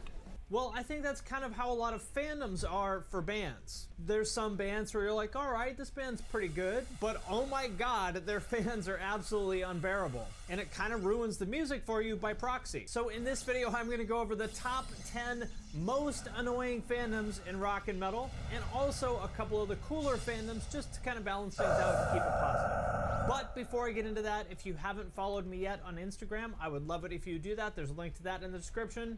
Number 2, I also have some merch for everybody who has asked. I get messages about that sometimes. There's a link to that in the description as well. And with that out of the way, let's get into it. It's just music.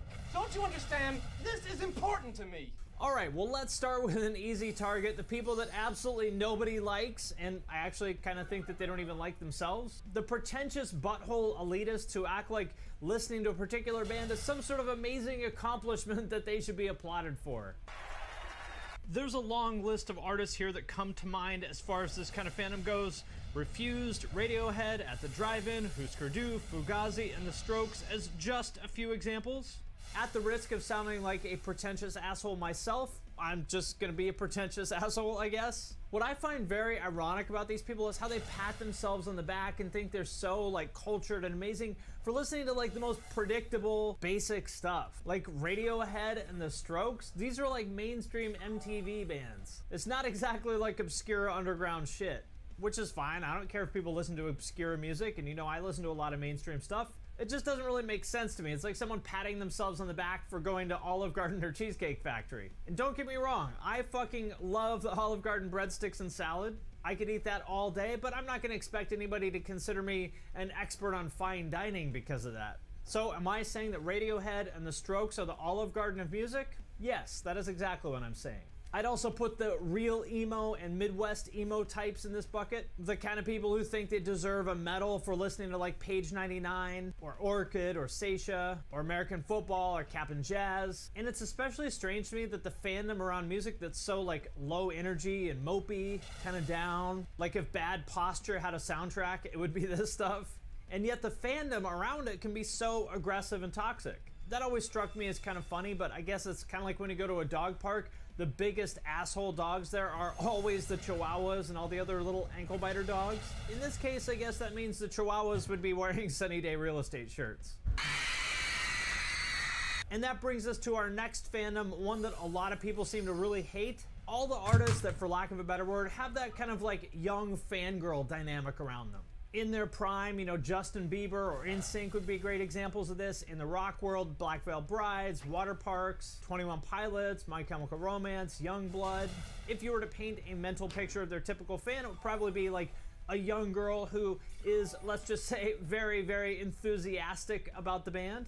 And do the fangirls get kind of annoying at times? Sure, of course, because everybody that age is annoying. I know when I was in like 8th or 9th grade, I was annoying as fuck. We all were, right? Which is why I think it's so like shitty and mean-spirited to be so hateful towards these girls. Remember, they're kids. Let them have their fun and squeal and shriek about their favorite bands. They're not hurting anyone. And I have to say, I think there's definitely some sexism at play here, because notice, these same people never get that butthurt about what teenage boys like. That said, there are definitely some unhealthy aspects to the fangirl thing, like how they put these bands up on a pedestal and think of them as these like flawless, perfect people, which they obviously aren't, and unfortunately the bands sometimes take advantage of that. But as far as I'm concerned, these fandoms are okay in my book. You certainly don't have to like them. It's okay to be annoyed by them, but there's no reason to be mean to them. I think that the fact that so many people in rock have been giant assholes to the fangirl crowd is probably a big part of why the genre has declined. But that's a whole other topic, which I will definitely get into in more detail in another video. You're a jerk. I know. You're a jerk. I know. And speaking of mean, we have to talk about all the fandoms that are just like straight up assholes. The obvious one here would be black metal. I don't think I have to convince everybody that black metal fans can be assholes. I think even black metal fans themselves would admit that. But if for some reason you don't believe me, feel free to take a look at the comments on my black metal video. There are literally thousands of examples of this. But to be fair, this really should not come as a surprise to anybody. I mean, after all, the entire genre is based on being a misanthrope who lives in a dungeon by himself and feeds on vermin that happen to wander into his lair, and only ventures out to terrorize people in the nearby village and feed on their blood. But in all seriousness, as irritating as these people can be, I do actually feel bad for them, because you have to ask yourself, why are they so focused on creating and enforcing these super rigid in-group versus out-group dynamics? Well, I think the more confident and secure you are in who you are and your identity, the less you feel like you have to prove that to the world. And the opposite is true too. I think these are mostly very insecure people who probably don't feel great about themselves, probably feel a little bit left out, and so they use gatekeeping as a way to make themselves feel a little bit more powerful. This is our club, and you can't join it. Okay. I'm actually not at all interested in being part of a club where you are a member, so that works out. Oh yeah? Well, in that case, you're banned for life. I'm not doubting your metalness or anything, but it's cancer, and you'll look back at that one day and you'll be like, what the fuck was I doing? So I kind of saw that one coming, but another group of very, very, very mean and very hateful fans that I did not see coming is Baby Metal. Holy shit, they are brutal. I had no idea that this was the case until I made that video a few months ago about Poppy and Baby Metal, where I was very, very mildly critical of Baby Metal and pointed out the fact that they used to lip sync.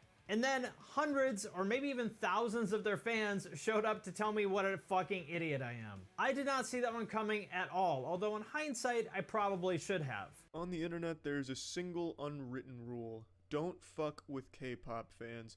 I mean, think about it. Their fandom is like the Venn diagram overlap of weeaboos and metal fans. Two groups that are bad enough on their own and are absolute cancer when you combine them, with the added yuck factor of their fans who are like older guys with ponytails who like them for, let's just say, questionable reasons. So whether you like Baby Metal or not, my advice is avoid their fans like the plague. They're easily one of the worst fandoms I have ever encountered. Never much into hip-hop, but Wu-Tang.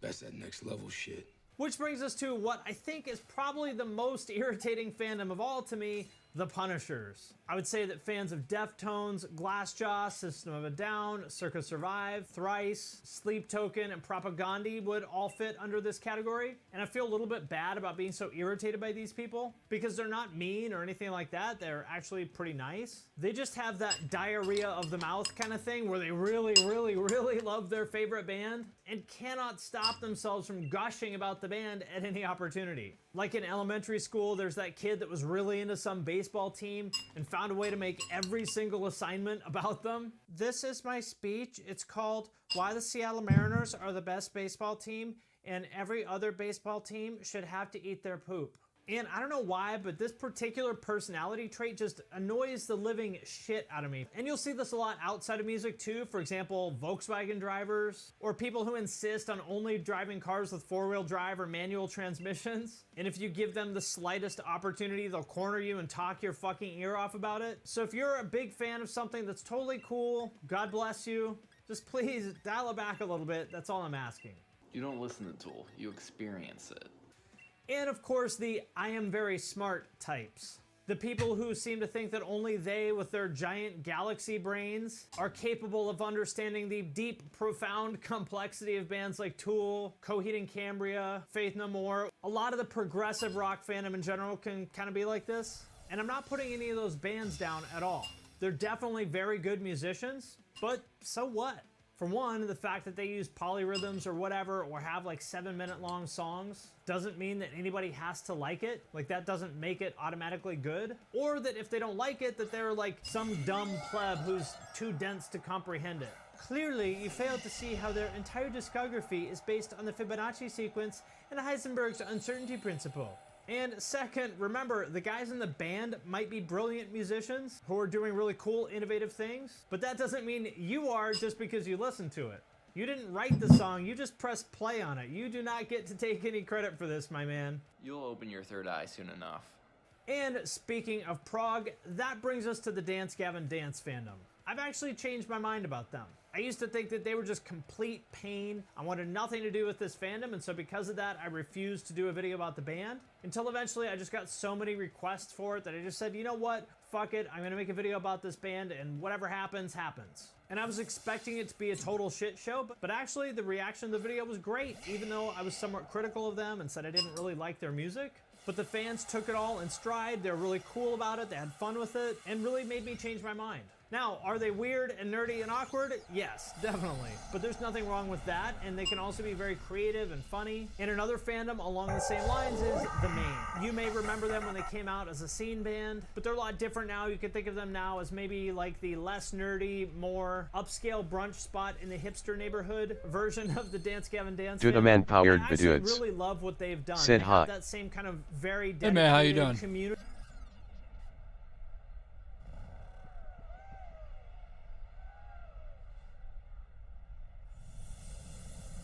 How's your night going? Day or whatever time it is.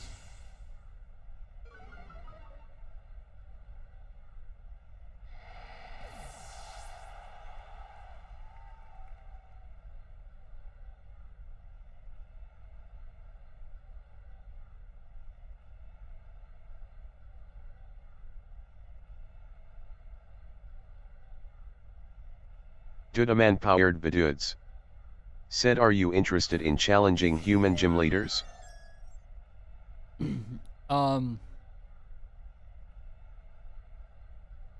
Probably. Right now I got like rental teams.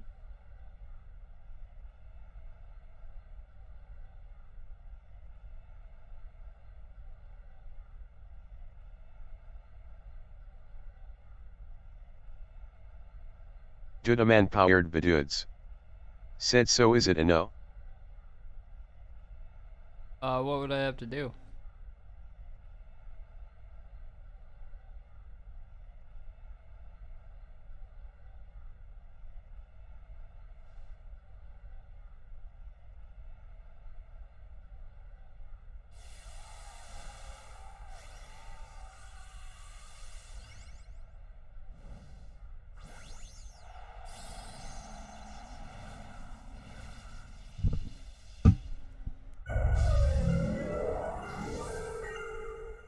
Can I do it with rental teams? I'm not sure. Dude, a man powered Badudes. Said, basically another streamer called the 5-Star is making a gym challenge with 8 leaders. Oh, I'll definitely be down. I just Dude, a followed. man powered Badudes. Said you can do rental teams. Oh, that'd be alright then. Yeah, I'd be down. Dude, a man powered Badudes. Said just no Right. legendary Pokemon allowed. Right, for sure.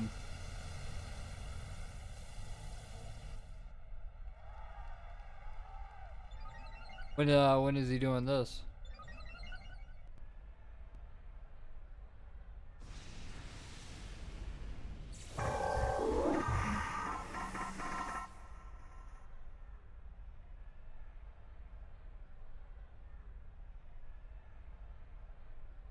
Could just look him up. What's his name again? The 5-Star.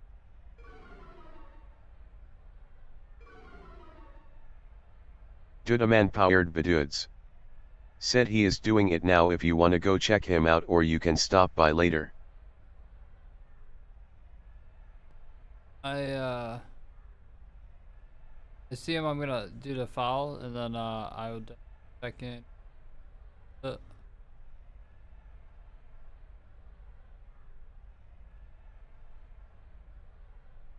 But I went ahead and gave him a foul already.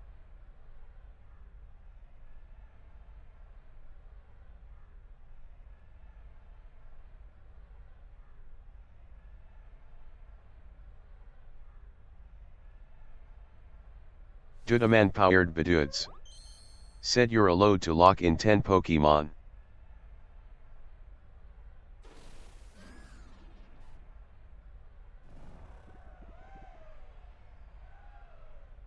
And then what is he doing? Like best of 3, best of 6, 6 Pokemon, 3 Pokemon.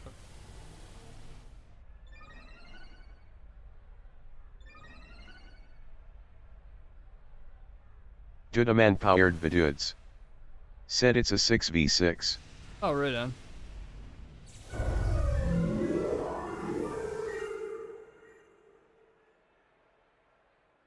Heck yeah, I'll definitely be down. Either way, I need more Pokemon streamers to watch.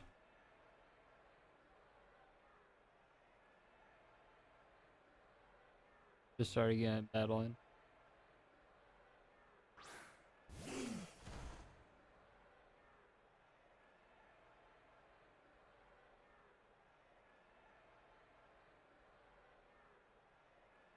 Judaman powered Badudes. Said also the gym leaders don't all do mono teams. They so some of them have just like a combination of everything, or do they do like dual mono? Judaman powered Badudes. Said some leaders have a theme. Oh, yeah, I like that. That's cool. Why did I...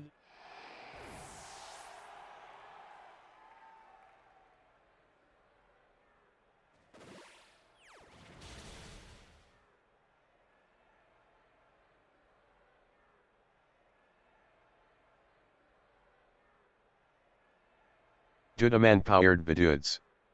Said if you want I can put a link to the stream.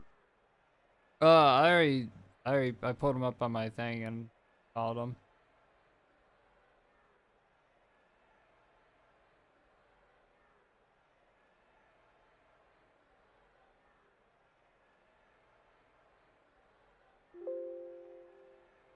Judaman powered Badudes. Said are you going to challenge him? Probably not tonight, but I'll be on.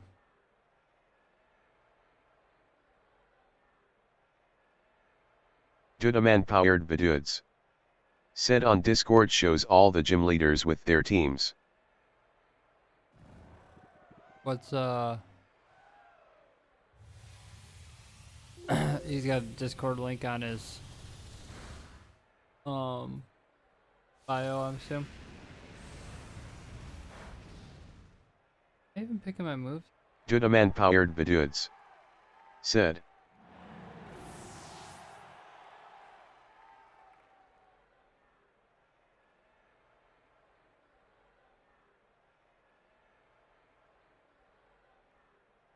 Alrighty, yeah, no, definitely, Judaman powered Badudes. Said your stream deleted the link. Okay.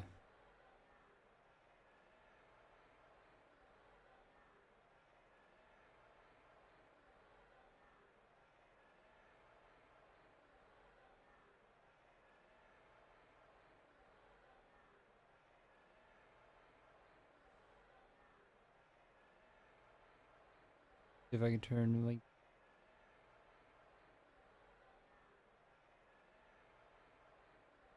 Judaman powered Badudes. Said you could go on his stream and just ask him for the Discord.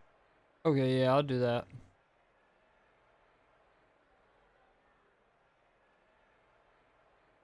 Probably gonna walk through a couple matches. Judaman powered Badudes. Said okay I'm off. Have a good one, man.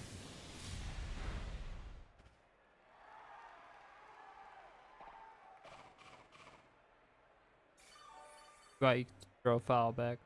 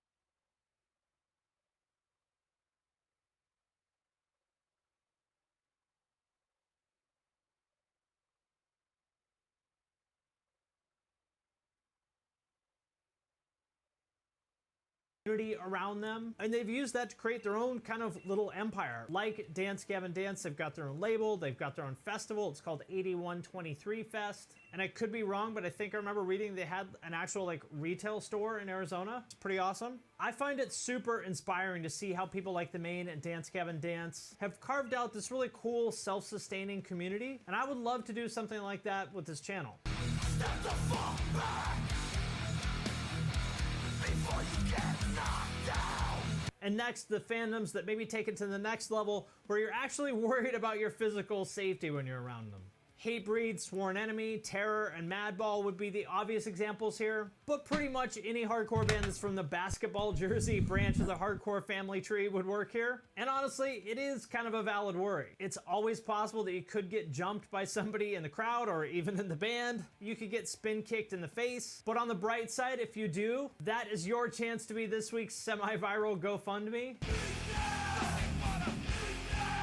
Metal bands may look scarier to the average normie and maybe have crazier imagery in their artwork and stuff, but honestly, they're kind of all bark and no bite. Whereas hardcore kids are kind of the opposite. They look pretty normal, but they can get pretty violent. But with all that being said, generally speaking, I think if you treat everyone with respect, you're gonna be fine. And actually, my personal experience is that the people who are supposed to be the bad guys, the thugcore guys or whatever, were always really chill, friendly, funny people. Personally, I always found the real emo people to be the biggest assholes. And that brings us to what I like to call the boomer punks. I've been John Lydon, I've been Johnny Rotten, now I'm Donut Bump.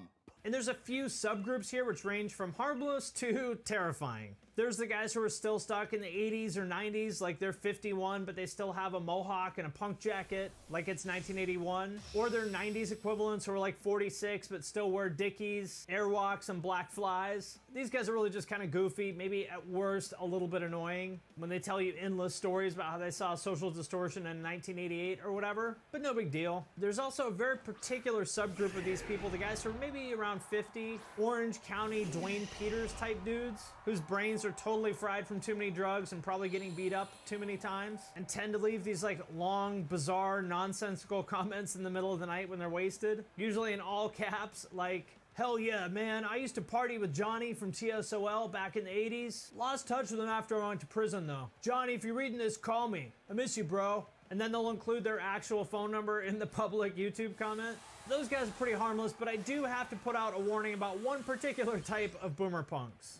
The ones you really need to watch out for are the Southern California type white boys. Like if you ever see somebody who looks like this and refers to themselves as a wood, as in Peckerwood,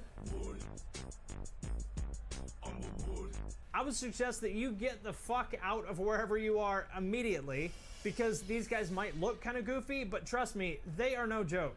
They love meth and guns in that order, and they will fuck you up over absolutely nothing. And next up, I'm just gonna be petty here, this is one of my personal least favorite fandoms, the fans of what I call NPR rap. If you enjoy hip-hop music, you must listen to this album. The kind of people who love Run the Jewels, Aesop Rock, JPEG Mafia, Kendrick, and all the other backpacky kind of stuff that you see covered in places like NPR or Vice or Brooklyn Vegan. The kind of rappers who you could imagine doing a collab with Ben and Jerry's. And to be clear, it's not at all about the artists themselves. I'm not really into this kind of stuff personally. I'm more into what Jermaine Dupri calls stripper fight music. Want a nasty bitch. Sometimes get ratchet, bitch. Fuck being classy, bitch.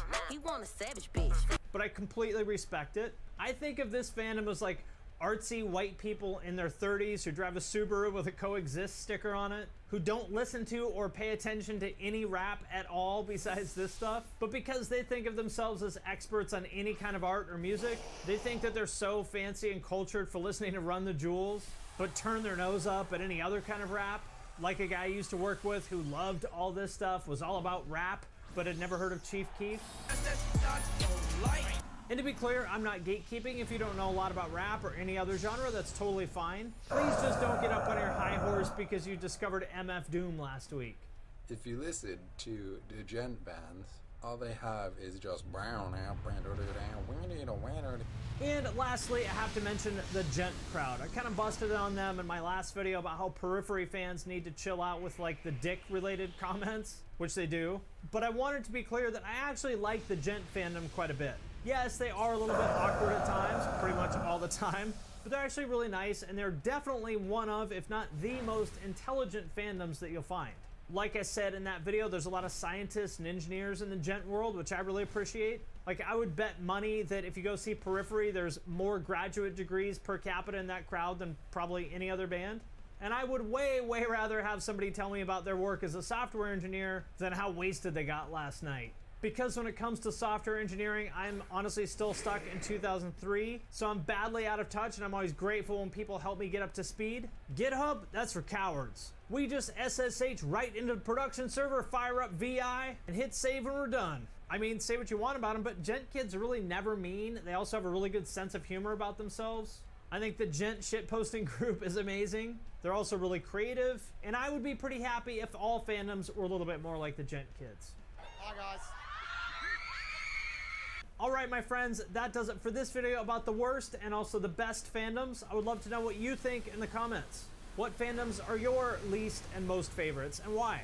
And also, thank you to everybody on Twitter who helped me brainstorm this one. Much appreciated. Before I let you go, number one, if you haven't yet followed me on Instagram, I would love it if you would. Number two, if you haven't checked out the Punk Rock NBA podcast, there's a link to that in the description. There's a new episode every Monday. And number three, as always, I want to thank everyone who supports us on Patreon, especially those of you who support at the True Cult level or above. Because of your support, we're able to do a lot of stuff with the channel, but especially the podcast. Patrons get access to every podcast a week early. There's a private Discord server that I'm in all the time. There's a way to have me review your band or YouTube channel or design or photography or portfolio, any other kind of project that you want to get my feedback on. So if that sounds cool to you, there's a link to that in the description. And with that, I'm going to sign off for now, but I will see you next time.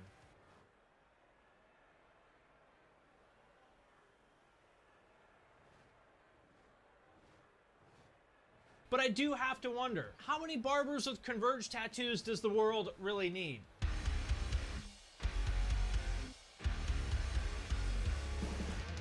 What's up everybody, I am Finn McKenty, this is the Punk Rock NBA, and I am not a betting man, but if I was, I would bet everything I own that at least... Real YouTubers grow beards like Shady Penguin.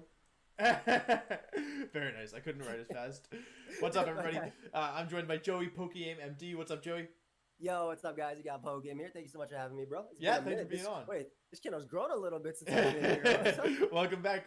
Yeah, so Joey is, I kind of feel like my equivalent in singles. Like he's, well, you know, he's a very, very, very established, very good singles player. If you guys are interested in singles content, definitely recommend checking him out. And yeah, we figured we'd team up for something really fun today, in which we're going to team up and we're going to do half of this kind of collab on my channel, half of it on Joey's, and we're going to be talking about, on my channel, Pokemon that are really good in singles and just absolute garbo in doubles, and the reverse on Joey's channel, Pokemon that are really good in doubles but pretty bad in singles.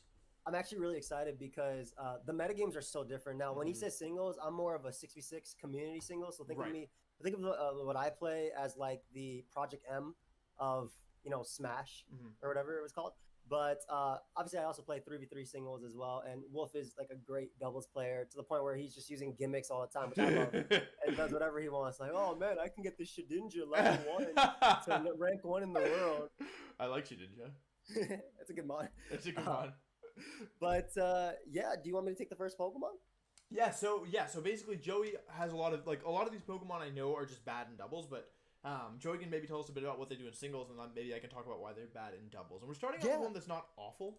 Yeah, okay. Go ahead and take it away, Joey. So, I mean, I'm assuming it's not awful because Dynamax is a thing, and there is a lot of Pokemon that can get terrain, but Hawlucha is one of the most threatening sweepers in singles simply because of its unburdened ability, and it basically either runs like a Power Herb, so it can Swords Dance Sky Attack, and then Close Combat Acrobatics, or it runs like Grassy Seed with Rillaboom, which is a fantastic Pokemon. I know in both of our metas.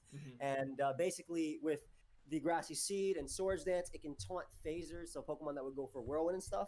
And it's just, at +2, it's faster than all Scarfers because of its high speed tier, unless it's like Scarf Max Speed Dragapult. So it's just a phenomenal sweeper, and honestly, dual coverage of fighting and flying is just so broken. And you know, our metagame doesn't have Dynamax.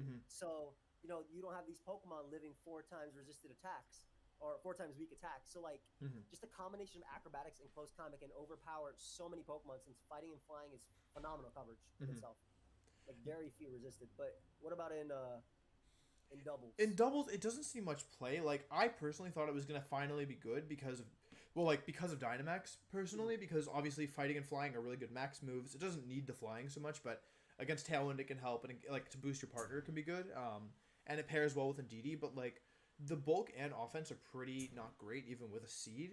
And of course with Dynamax, it's like it has, it survives for a while, but it doesn't do a lot of damage without Swords Dance, and because we have Intimidate so common in the metagame, like it's really hard to get a boost that will stick, especially when you consider like Dynamax also works the other way in that like they can also raise their defense with Steel Spike or lower your attack with Dragon. So yeah, in general, it just doesn't feel like an efficient use of your Dynamax, and you're probably gonna feel like it underperforms. I tried Hawlucha a bunch at the beginning of the format because I really did think that it could be its time to shine, but yeah, it's also the fact that fighting max moves are so much weaker, and Hawlucha doesn't have like it doesn't have great attack by any means. Like it's good after it Swords Dances, but if you don't have time to Swords Dance, like it definitely can suffer. So yeah, overall, like I would say mediocre at best as a mon in doubles. Yeah, and like for us, I'd say like maybe like a top 20 type of mon. In terms of like sweeping, I think it's just your go-to on offense, and it just pairs so well. Like I think the thing is, since we have 6 Pokemon we can work with, it's a lot easier also to position and wear down opposing Pokemon, whereas you only have 4 to work with, so you can still position yourself. I don't know how good that is with Dynamax anymore. Yeah, I think it's also. Oh, sorry. Go ahead.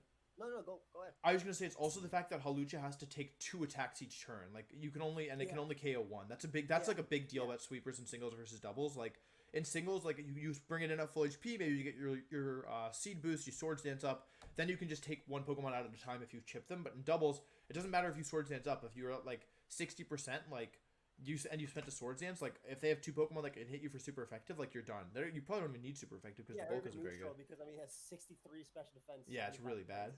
I mean, that makes sense about Lucha, honestly. Like, the fact that it has to take 2 hits is just way too much for it.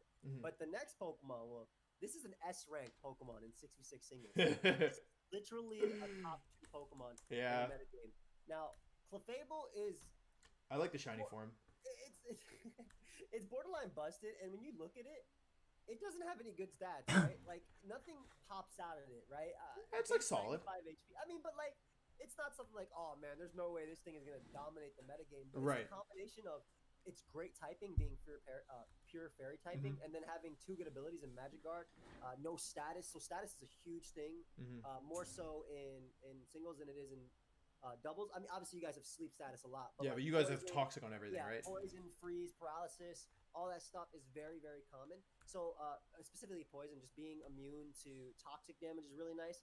And then on top of that, sweeping is cool. So I'm assuming Underwear might have some sort of niche in doubles, but at least on a specifically based like stall team where, oh man, maybe your Clefable is weak to Scizor, but I can throw on a Quagsire or a Corviknight or a Toxapex to help me deal with that. Clefable is just, it is the glue of OU, you could say. It makes OU so annoying because of its ability to wish and teleport. And the way you guys run teleport. That's crazy. It's so good. It's so good, dude.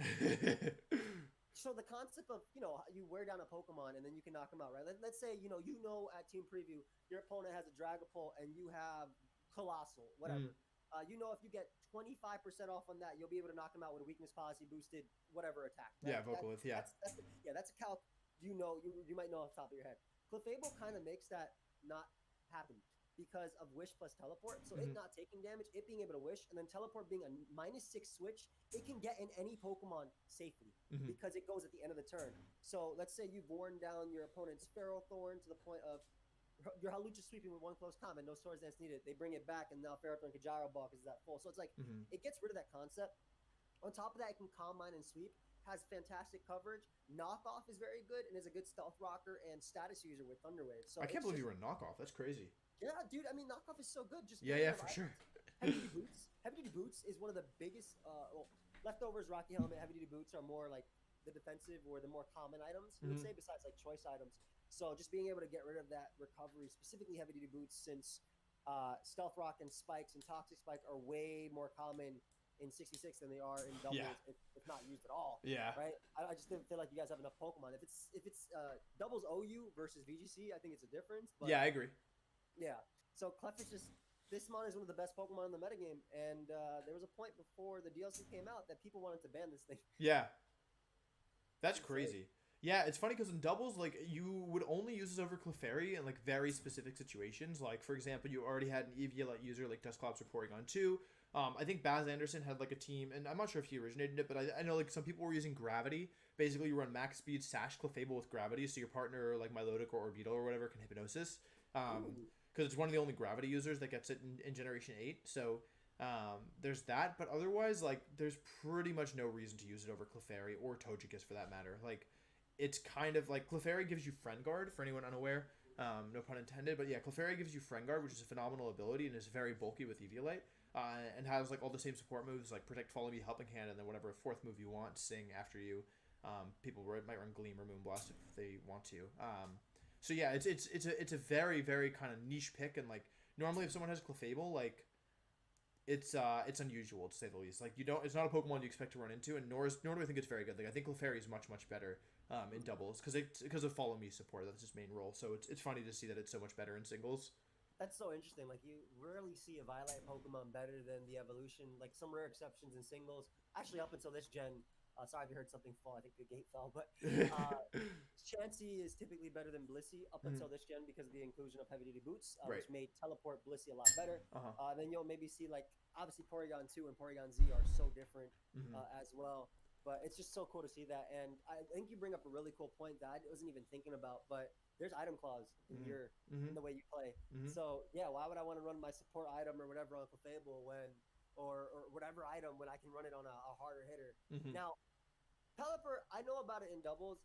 Pelipper is like a one-trick pony in doubles, isn't it? It's like just Focus Garbo. Sash, Tailwind. Yeah, Focus Sash, Tailwind, and then like Gets a brain for its support mon. The best thing about it is that games don't last very long because you're playing 3 versus 4 the whole time.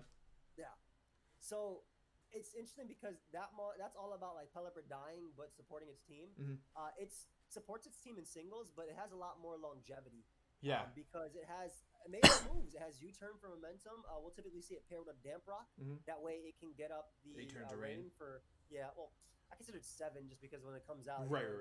It's different in singles. U-turn, and you'll still pair it with similar mons. We don't use Golduck. I mean, I know you guys had to because that was allowed. Yeah, that was only because it was, like, the only Swift Swim user at the time. Yeah. So like Barraskewda, Kingdra, so you'll probably see similar mons. So it'd be great with that. You typically see, like, a Scald, maybe a Hurricane, like Rillaboom and stuff. U-turn and Roost. Defog might be part of that because Defog can get rid of hazards. But if you're using Pelipper, don't use it for Defog. Yeah. Because you want to get in the rain and get it out. Yeah. But Pelipper can also be an extremely threatening Pokemon as well. Because of its great dual stab and the fact that it has Hurricane, which is 100% accurate, and it gets Weather Ball now too. And Weather Ball is incredibly powerful in the rain, and it's basically a wall breaker. You basically use Hurricane, Weather Ball, and then Surf, and then you just use U-turn, and you just click buttons. You 2-KO a lot of the Pokemon. It was cool when Seismitoad had a lot of usage because of Dracovish in our metagame. So Pelipper would just come in and do like 80% with Hurricane. And then, Dracovish later just clicks whatever move he wants, and then eventually clicks Vicious Rend. So it's really cool. So either is about living or it's about damage output. Yeah, damage output. Whereas in yours, it's like, hey, I'm gonna set up Tailwind and die. Yeah. In ours, like, it doesn't have any longevity and it also doesn't have any power. It just is there just for rain. It gives you Tailwind. That's like the only thing. But it's kind of funny because in doubles, Politoed is the much bulkier, much more consistent rain pick.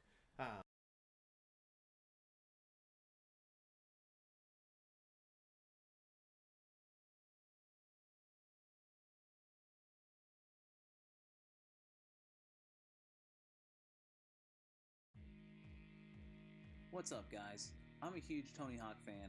I've been with this series from the very first game. I know it's a popular thing online for people to rank the Tony Hawk games, but I've never seen anyone try to go after every single game. I'm talking about all 18 games released in the series. A series that changed the generation. It revolutionized gaming and influenced pop culture. But I'm more of a gamer than a skater, so I'm going to be looking at these more from a gamer rather than its representation of the sport. Where I know there's some disagreement, that's the thing about Tony Hawk. It's where two worlds collide, the skaters and the players. We may not agree on everything, but we can all agree Tony Hawk games were awesome. Alright, first game, Tony Hawk Pro Skater 5. Garbage. Let's move on. Okay. In all honesty, I don't really want to go into this game too much because we all know this game sucks, but I will say despite the fact this game lacks an incredible amount of content and features that even the PlayStation 1 and N64 games had, I think if it at least had some decent level design, it could have been saved. The Tony Hawk games are filled with hundreds and hundreds of details and combo lines in every level. Here, Robomoto throws together a handful of empty, lifeless boxes for us to skate inside with maybe 1 or 2 decent combos. Plus, the whole way of executing challenges is broken, confronting you with loading screen after loading screen. You know what was great about the classic games? You only had to load an environment once and then you could play inside of it as much as you wanted without pause. That was groundbreaking stuff back then, and it's just mind-blowing to see how much of that Robomoto reversed in this current gen title. Tony Hawk's Motion.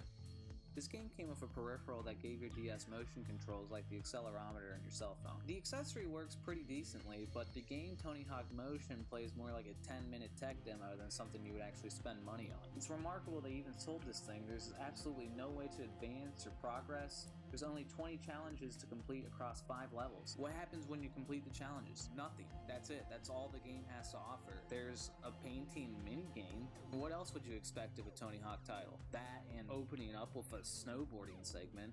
I mean, what's going on here? Tony Hawk Ride and Tony Hawk Shred. I'm gonna be really quick on these games because I don't think there's a lot of interest, to be honest. I'll be frank, Ride was garbage. If not more garbage than Tony Hawk Pro Skater 5. But Ride doesn't provoke the level of emotion that Tony Hawk Pro Skater 5 does. Moving on though, before I go on another rant about Tony Hawk Pro Skater 5, Ride and Shred were the Tony Hawk games that promoted and supported the skateboarding peripheral, and it was just so pointless. It didn't feel anything like a skateboard. You couldn't even kickflip the thing without breaking it in half. All you could do was lean on the thing, and you could barely control what was essentially an endless runner on wheels. Shred was only slightly better than Ride because it had slightly more content with snowboarding, but these two games share the same problems that all the Robomoto games have. No content. Robomoto clearly likes to make single session gaming experiences with no incentives to come back again and again. Considering the Tony Hawk series is a series known for rich content and endless replayability, I don't understand how Robomoto ever thought releasing any of these games in as slim as a state as they did would ever have worked. But I guess Activision is to blame. They probably were rushed by the publisher in most cases. Tony Hawk's Downhill Jam. I had this game and I think I only played it like 1 time. I actually like the concept.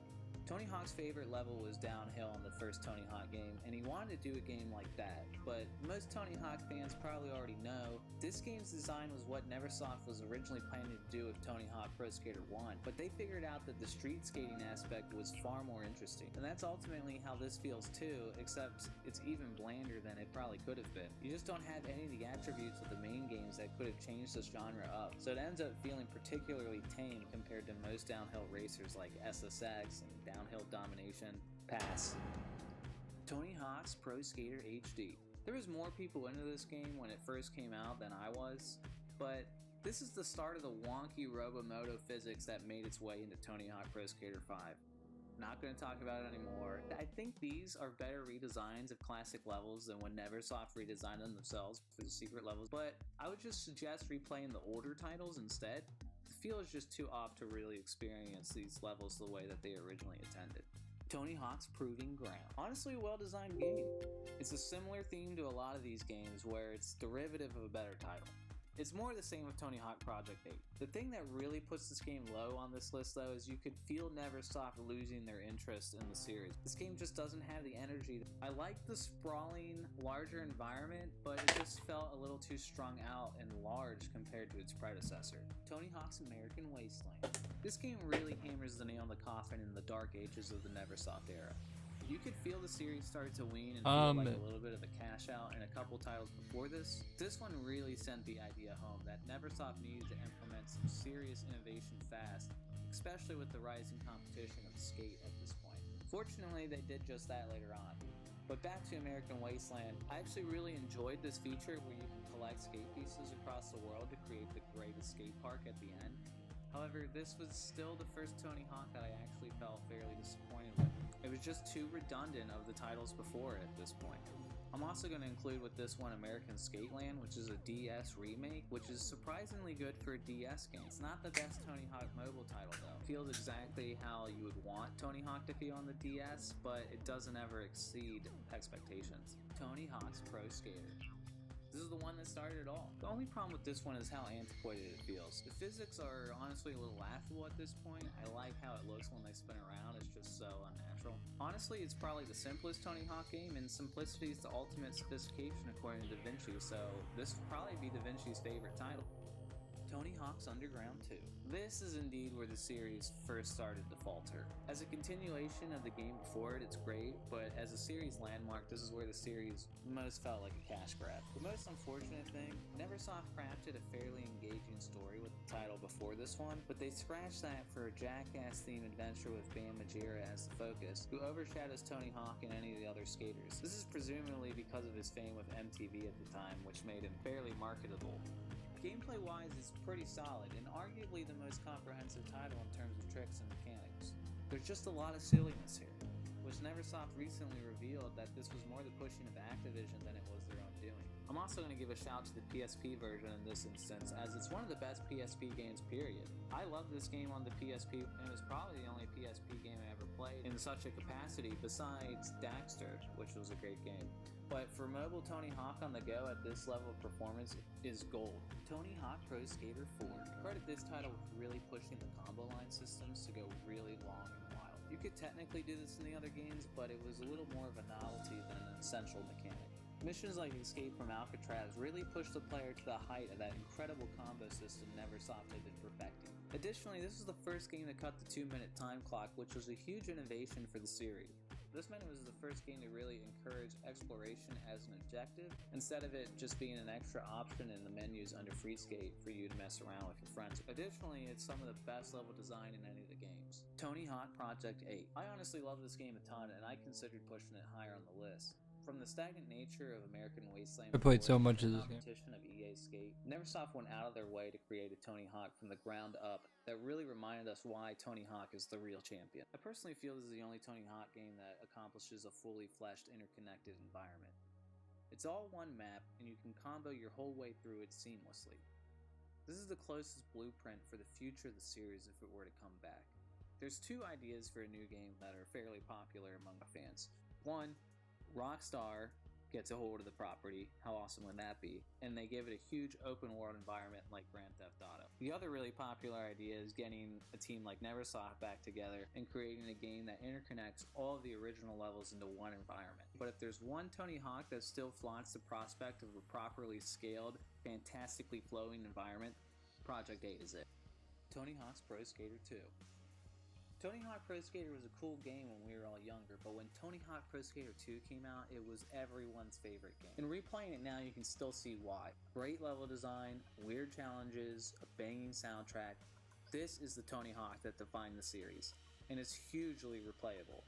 Maybe the most replayable game of the bunch. This is one of the first games that encouraged you to beat it time and time again as you discover more and more of the rewards and content that it has to offer you as you go. Hugely fun and cohesive title, without any obvious flaws. This game defined a gaming era and generation. 2X is the best version of the series. It's essentially a combination of Tony Hawk Pro Skater 1 levels and Tony Hawk Pro Skater 2 levels with some new levels. So more is obviously better there. I'd like to see who would honestly take issue with that. Tony Hawk Pro Skater 3. Tony Hawk Pro Skater 3 had a level of cleanness and smoothness to it that none of the other Tony Hawk's game had. I mean, just look at the Japan level. I think this is because Neversoft was literally at the height of their success, and they knew very well they were working on a technological breakthrough, working on one of the first next-generation console games of this caliber. This did go on to be Neversoft's most successful game of all time, and it's because it took the simplicity and replayability of Tony Hawk Pro Skater 2 and perfected it. Honestly, probably the most representative game of the series without going too far back where it starts to feel a little dated. Tony Hawk's Underground. This is the best one of the bunch, folks. I mean, for the official series, yeah, this is it. In a recent interview, a few Neversoft employees mentioned that it was their proudest title, but they admitted that it was more of a cult hit than a major success. And I'm one of those cult followers. This game literally expanded and succeeded upon every element of the previous titles. I know it's controversial, but I found the off-the-board mechanic a huge innovation for the series. Let's be real, it was always a little nauseating to get to those hard-to-reach spots until this was introduced. It's more realistic anyway. You glue your skateboard to your feet? That doesn't make any sense. Really though, the narrative element works here brilliantly. And this is because it's giving everything a narrative context to everything that you're doing without being goofy about it like the other game. The narrative content actually serves what it needs to, and that's to provide more engagement rather than having you do everything arbitrarily, which for a lot of these games you could argue is very arbitrary. Not this one. Additionally, the level design is the best. I can't pull off combos anywhere in any of the other games as fluidly as I can in this game. And that's because they simply map these environments perfectly. And mechanically, besides the games that were built on the same engine later on, this is where the physics were at its smoothest. Smoother than butter. This is the only Tony Hawk game I can still feel the excitement and energy breathing at its every corner. And the game is needlessly detailed with me finding new things in it. Definitely all the my time. favorite. I know it's not everyone's first pick, and I know those are mainly the skaters that felt this game messed with the integrity of the skateboarding with its off-the-board feature, but as a game, it's perfect. Honorable mention goes to Thug Pro, which is really the true winner of this series. It's a fan mod available on both PC and Mac, and it adds every single Tony Hawk level in it. Some of the levels are still missing, they're working on them. But as of this point, it's the most cohesive, complete collection of Tony Hawk content that you can find anywhere. With the idea I shared before of the new Tony Hawk game combining all of the original levels into one, this is the closest that we're gonna get. It's an active community of Tony Hawk players still going. I mean, hey, when you're looking to kill some time, you load up your favorite level and you're in. As I said before, Tony Hawk Underground 2 is the most comprehensive trick system. That is why they went ahead and went with this engine. So you can really do everything that you ever wanted in all these levels now, and it's fantastic. It really opens the whole world. I encourage you to go download Thug Pro right now, get into that community. There's a Tony Hawk Pro Skater documentary that's supposed to come out this year. Tony Hawk himself is still trying to push. I don't think this is the end of the Tony Hawk series yet. It is the end as of right now, and that's why I did this list, but fingers crossed, folks. If you enjoyed this video, please subscribe. I'm going to keep trying to I kinda ran out of gas on that. lists and things like this. I'll catch you later.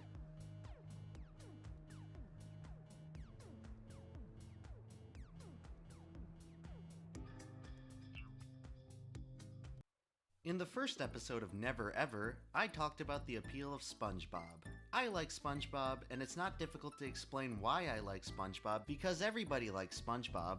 Professional wrestling is a bit of a different story. When I say names like Ric Flair, Randy Savage, Hulk Hogan, and Andre the Giant, most of you can probably picture a vague figure in your heads, but you can't specifically tell who I'm talking about. Why is this? Well, Doesn't the know who answer Hulk is Hogan. professional wrestling is one of the most popular and unpopular forms of entertainment on Earth. Trying to justify to people why I enjoy watching professional wrestling is like trying to justify why manatees haven't gone extinct. On the surface, it just looks so dumb and awkward and makes you wonder how something like it could even exist, and more importantly, how it continues to exist. Now, I'll admit, the idea of watching half-naked oily buff dudes pretending to beat each other up doesn't exactly sound like the most entertaining thing in the world. But that's kind of what makes it so amazing. Because despite its weird premise and clumsy appearance, professional wrestling fosters the capacity for emotional storytelling that can compel an arena of stoic adults to jump out of their seats and scream like little kids.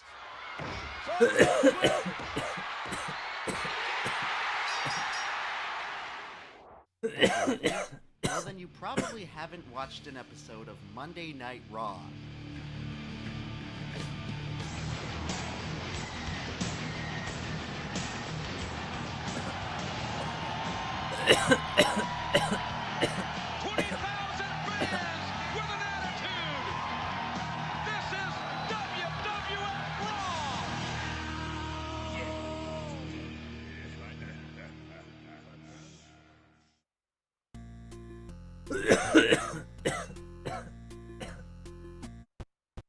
But AMP, a lot of you are probably thinking, professional wrestling isn't real. You must be too dumb to realize that. I am smarter than you because I know that professional wrestling is fake. In the last episode of this series, I talked about the appeal of professional wrestling, a form of entertainment that disguises itself as a sport.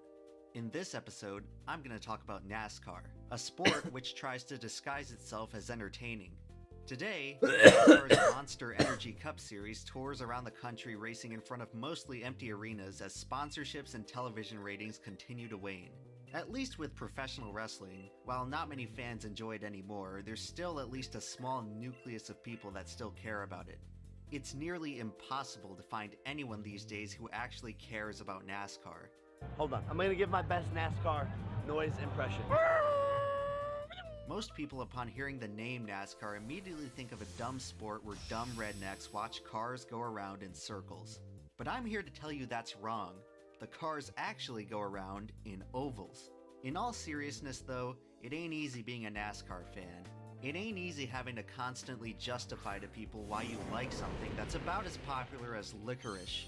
There was once a time when many more people liked NASCAR, but that time has long since passed. The vacuous boredom often associated with the sport today has paradoxically created interest for reasons why anyone would even like it in the first place. Trying to convince anybody to actually care about NASCAR is a pretty tall order, but that won't stop me from trying. Because there's one driver in the sport's turbulent history that truly embodies all of the reasons why NASCAR was, at one time, the second most popular sport in America. This is the story of Dale Earnhardt.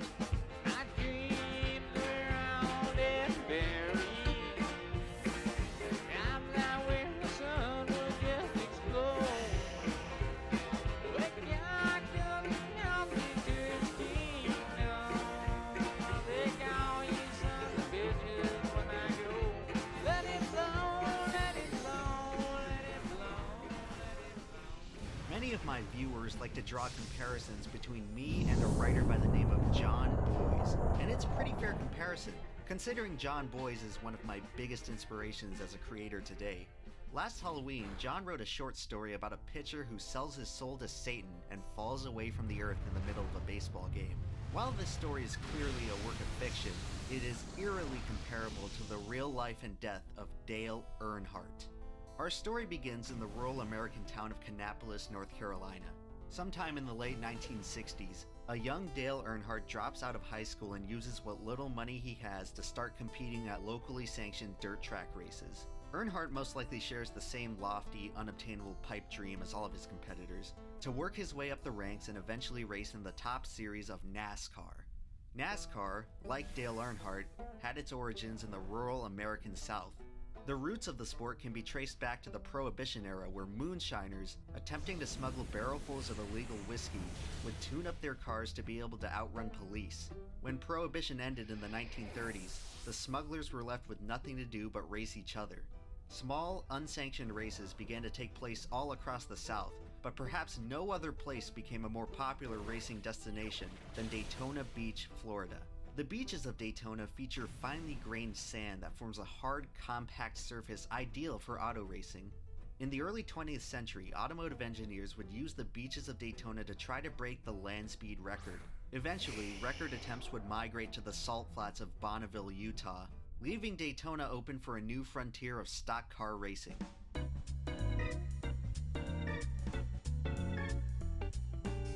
Stock car racing differs greatly from other racing series such as IndyCar or Formula One.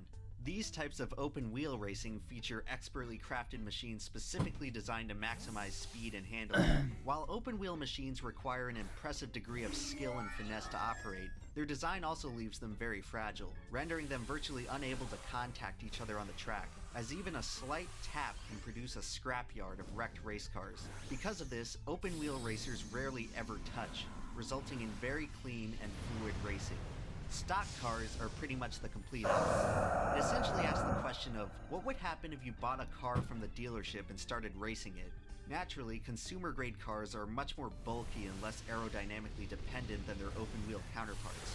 This allows stock cars to take much more of a beating while still remaining competitive, leading to a style of racing that is slower but much more durable and contact-heavy. It's a style of racing that started to become wildly popular in the American South. And perhaps no other man was more responsible for the rise of American stock car racing than Bill France. Bill France was a fan of stock car racing since the days of his youth in the Roaring '20s, where he would skip school to drive laps in his parents' Model T. When the Great Depression struck, Big Bill would flee to Daytona with less than $100 to his name. but he was able to stay afloat by racing cars on the beach. Eventually, Bill France would transition from race driver to race promoter, and on February 21st, 1948, he revolutionized American motorsports by founding the National Association for Stock Car Auto Racing, NASCAR. Before NASCAR, stock car racing mostly featured scattered and disorganized events with inconsistent rules. With no major governing body to sanction races, there was nothing stopping some promoters from just not paying drivers the winnings they were owed. NASCAR changed all of this by organizing a unified schedule of racing events, complete with a singular rule set, championship point system, and guaranteed driver winnings. NASCAR truly became the first legitimate stock car racing league in America, and all of a sudden, the allure of earning fame and fortune through a life of racing began to attract drivers from far and wide. One of these drivers was a young Ralph Earnhardt, who in 1953 started racing full-time in NASCAR's Sportsman Series. Ralph Earnhardt's talent on quarter-mile dirt tracks made him a regional racing star in the Carolinas, and even won him the Sportsman Series championship in 1956. And even though he would use his racing talent to single-handedly lift himself out of poverty, he surprisingly didn't wish the same destiny upon his son, Dale Earnhardt. Both Ralph and Dale grew up in Kannapolis, North Carolina, a town so rural that it wasn't even incorporated until 1984. Before that, almost everyone born into this place had no way out. Only Ralph Earnhardt's racing talent could save him from a lifelong career at the local cotton mill. Dale Earnhardt saw his father as his greatest inspiration, and he saw racing as his only real ticket to success. Ralph Earnhardt didn't want his son to race, despite his own talent in the sport. Talent is a very rare thing.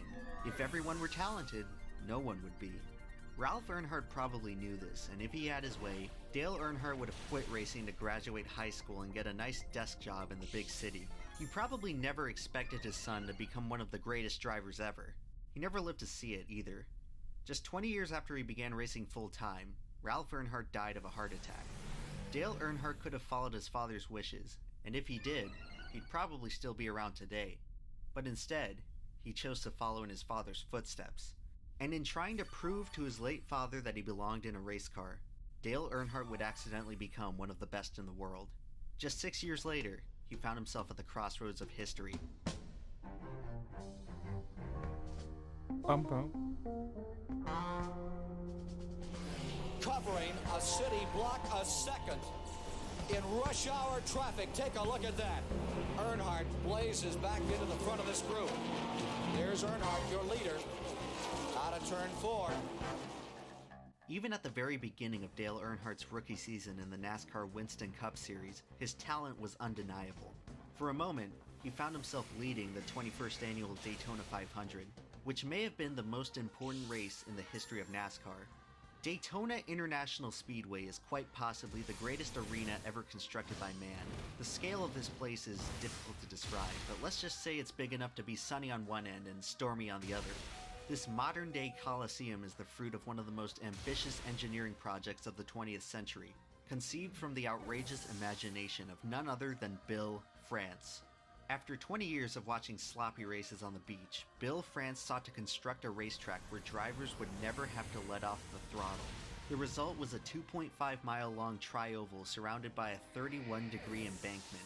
The sheer size of these corners is downright intimidating. It looks like you'd have a hard time walking up them, let alone driving on them.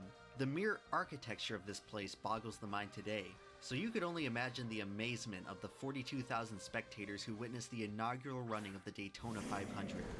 The pure spectacle of almost 60 stock cars barreling around an asphalt bowl at 135 miles per hour was something that no one had ever seen before. And after an unforgettable photo finish, the Daytona 500 immediately established itself as the most prestigious event on the NASCAR schedule. For every stock car driver in America, a win at Daytona is the pot of gold at the end of the rainbow. At the time of its opening in 1959, Daytona International Speedway was the largest track of its kind. 10 years later, Bill France would build an even bigger one in Talladega, Alabama. And while Talladega Superspeedway would also go on to be very popular with fans, it would not displace the Daytona 500 as NASCAR's crown jewel event. And that's why in 1979, CBS elected to broadcast the full race live in front of a national audience. It would be the first live broadcast of an entire 500-mile motorsports event in the history of American television. NASCAR found itself in a perfect storm of circumstances, quite literally, as on the day of the race, a blizzard left most of the eastern US stuck indoors with nothing to do but watch the Daytona 500. An estimated 15 million viewers tuned into this race, and for a brief moment, some of them got to see an unknown driver by the name of Dale Earnhardt leading the race. While his father dominated on short tracks, Dale Earnhardt would find his greatest success on the big ones, even though they would also provide him with his greatest turmoil. He didn't know it at the time, nor did anybody else watching, but Dale Earnhardt was cursed. This is the story of a person and a place, a racer's relationship with a racetrack. This was merely the first chapter of Dale versus Daytona. Earnhardt would go on to finish 8th out of 41 drivers in this race.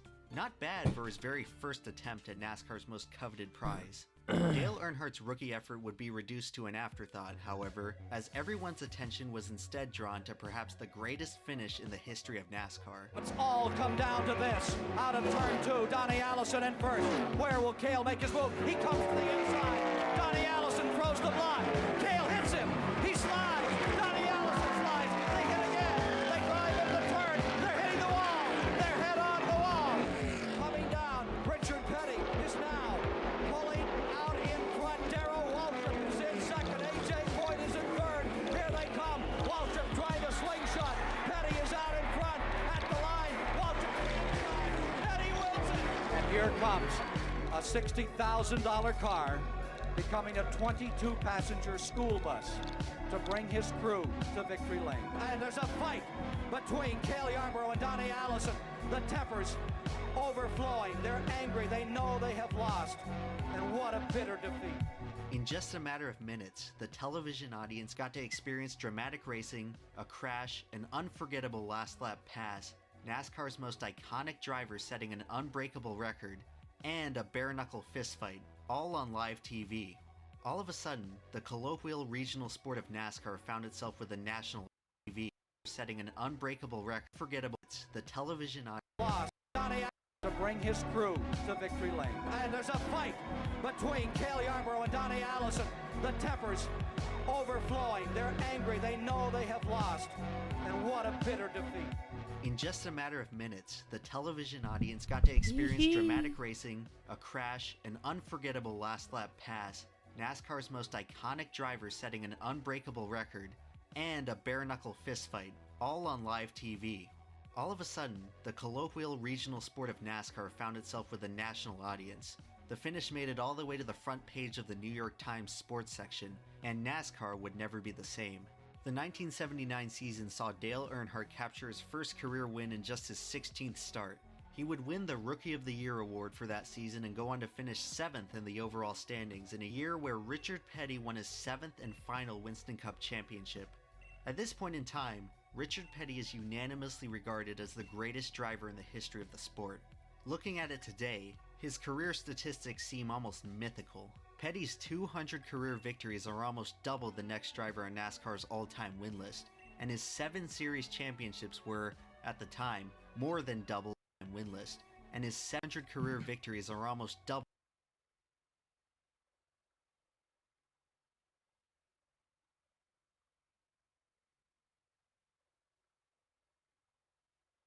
the next driver on NASCAR's all-time win list, and his 7 series championships were, at the time, more than double any other driver.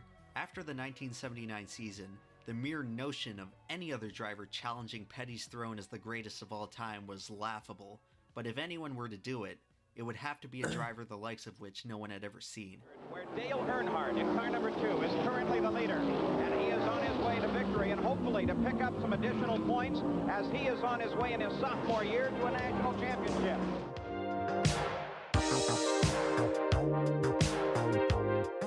In 1980, Dale Earnhardt shocked everyone by winning the Winston Cup Series championship in just his second full-time season, only the 15th different driver to achieve the title of NASCAR champion. Already in his young career, Dale Earnhardt had joined some elite company, but he would soon learn that even when you're great, you're still a long way from the best. Although he began with one of the greatest starts to any career in NASCAR history, Earnhardt's car owner Rod Osterlund would unexpectedly sell his race team midway through the 1981 season. Earnhardt reacted poorly to this transition and struggled for the next few seasons while bouncing from owner to owner. After going winless in 1981, Dale Earnhardt had the worst statistical season of his career the following season, finishing the 1982 campaign with an abysmal average finish of 19th, while failing to finish more than half of his races for the year. After such a promising beginning, Earnhardt's Winston Cup career had slammed straight into a concrete wall. Sometimes it's good, sometimes it's bad. When you do that in a hot car... Oh, we've got trouble in turn one. Look at that, 2 automobiles. That's Dale Earnhardt in the Wrangler Jeans machine. One of Earnhardt's 18 DNFs for the season resulted from a violent crash at Pocono that sent his number 15 Ford skidding on its roof down the embankment of the first corner. The accident would fracture his kneecap, but it wouldn't stop the scrappy Earnhardt from racing the very next week at Talladega, where he would suffer another hard crash. This was surely the most trying time of Earnhardt's racing career. Many at this time began to wonder whether Earnhardt's 1980 championship was just a fluke. But Dale Earnhardt was not like the other drivers. He wasn't racing for the fame or the fortune. He was racing to prove that he belonged. He was racing to prove himself to his late father, and when a man is dead set on accomplishing an impossible task, he will never stop chasing it. When faced with the lowest moment of his career, Dale Earnhardt did what he always did. He waited for an opportunity and pushed forward. Fuck you, buddy. Earnhardt going to turn 3 at 200 miles an hour. Winds it up, fires it in there. A brilliant maneuver by Earnhardt. The checkered flag belongs today to Dale Earnhardt. Stock car racing's all-time winner, Richard Petty. When you need a mower, go with the best. Go with Lowe's. You'll be a winner at Lowe's. Every weekend throughout America, there is great NASCAR racing. I wouldn't be anywhere else.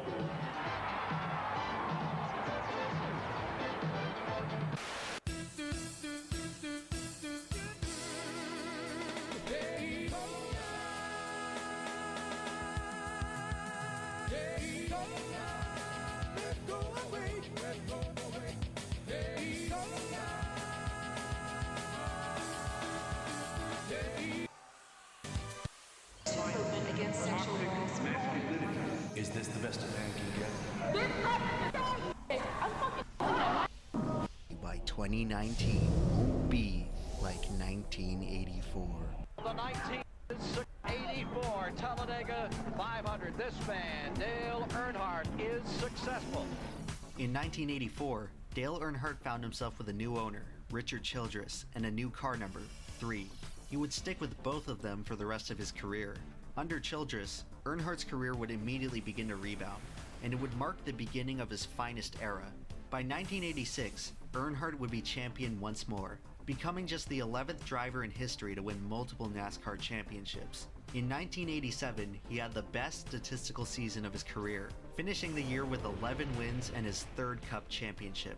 And after this dominant season, Earnhardt would return in black, embracing his new role as the Intimidator. Now would probably be a good time to explain what exactly made Dale Earnhardt such a potent racer. Well, Dale Earnhardt first learned his racing style from watching his father slide around on dirt tracks, and he never really unlearned it. Remember earlier how I mentioned that the durability of stock cars allows them to more easily bump into each other? Well, Dale Earnhardt would take this idea and turn his vehicle into a weapon. Earnhardt would make frequent use of the bump and run, a racing tactic where a driver uses the inertia of their own car to move other drivers out of the way and advance their position. It's a maneuver that's practically unheard of in open wheel racing because it's really only possible in a series like NASCAR. Even within NASCAR, the bump and run is still a highly controversial move. Racing purists consider it a dirty tactic, as it detracts from the skill of outlining your competitors. Other fans view it as a valid and necessary part of stock car racing, considering it's a viable strategy that's not against the rules. Your outlook of this issue most likely determined whether or not you were a fan of Dale Earnhardt, as his frequent use of the bump and run quickly made him one of the most polarizing drivers in NASCAR, and his notoriety would only grow as he became one of the most dominant drivers in the sport. For many drivers, nothing was scarier than seeing Dale Earnhardt in your rearview mirror. If you saw the number 3 Chevy behind you, You would either get out of his way, or he would make you get out of his way. For many years, Earnhardt was NASCAR's greatest heel. It's not fair, and they try to race nice and clean. You know, the thing of it is, you go out and you run as hard as you can all day long, and then him trying to cut you out to outrun it, that ain't the way I was brought up racing. I guess what they were insinuating, don't go run into Dale Earnhardt. If you weren't an Earnhardt fan, it was probably very easy to hate him, because there was a good chance you could recall a time when he wrecked your favorite driver. Despite Earnhardt's tendency to enforce his will upon other drivers on the track, he certainly had his fair share of supporters. Dale Earnhardt raced in real life how anybody races the first time they pick up a NASCAR video game. The other drivers were just obstacles separating him from first place. Many fans found Earnhardt's cavalier style endearing and relatable. He would struggle and claw for every single position, much like how many fans in the poor American South had to struggle for every paycheck. Who cares if he bangs up some other cars, he's just trying to win like the rest of them. An uneducated small-town hick with no other prospects trying to turn lemons into lemonade. For anyone stuck in rural America, Earnhardt represented the way out. Standing outside of his car, Earnhardt was just like them. But as soon as he stepped inside that black number 3, he transformed into a racing god. A lot of Earnhardt's detractors pointed to his racing style as an unfair crutch, but eventually, for anyone watching long enough,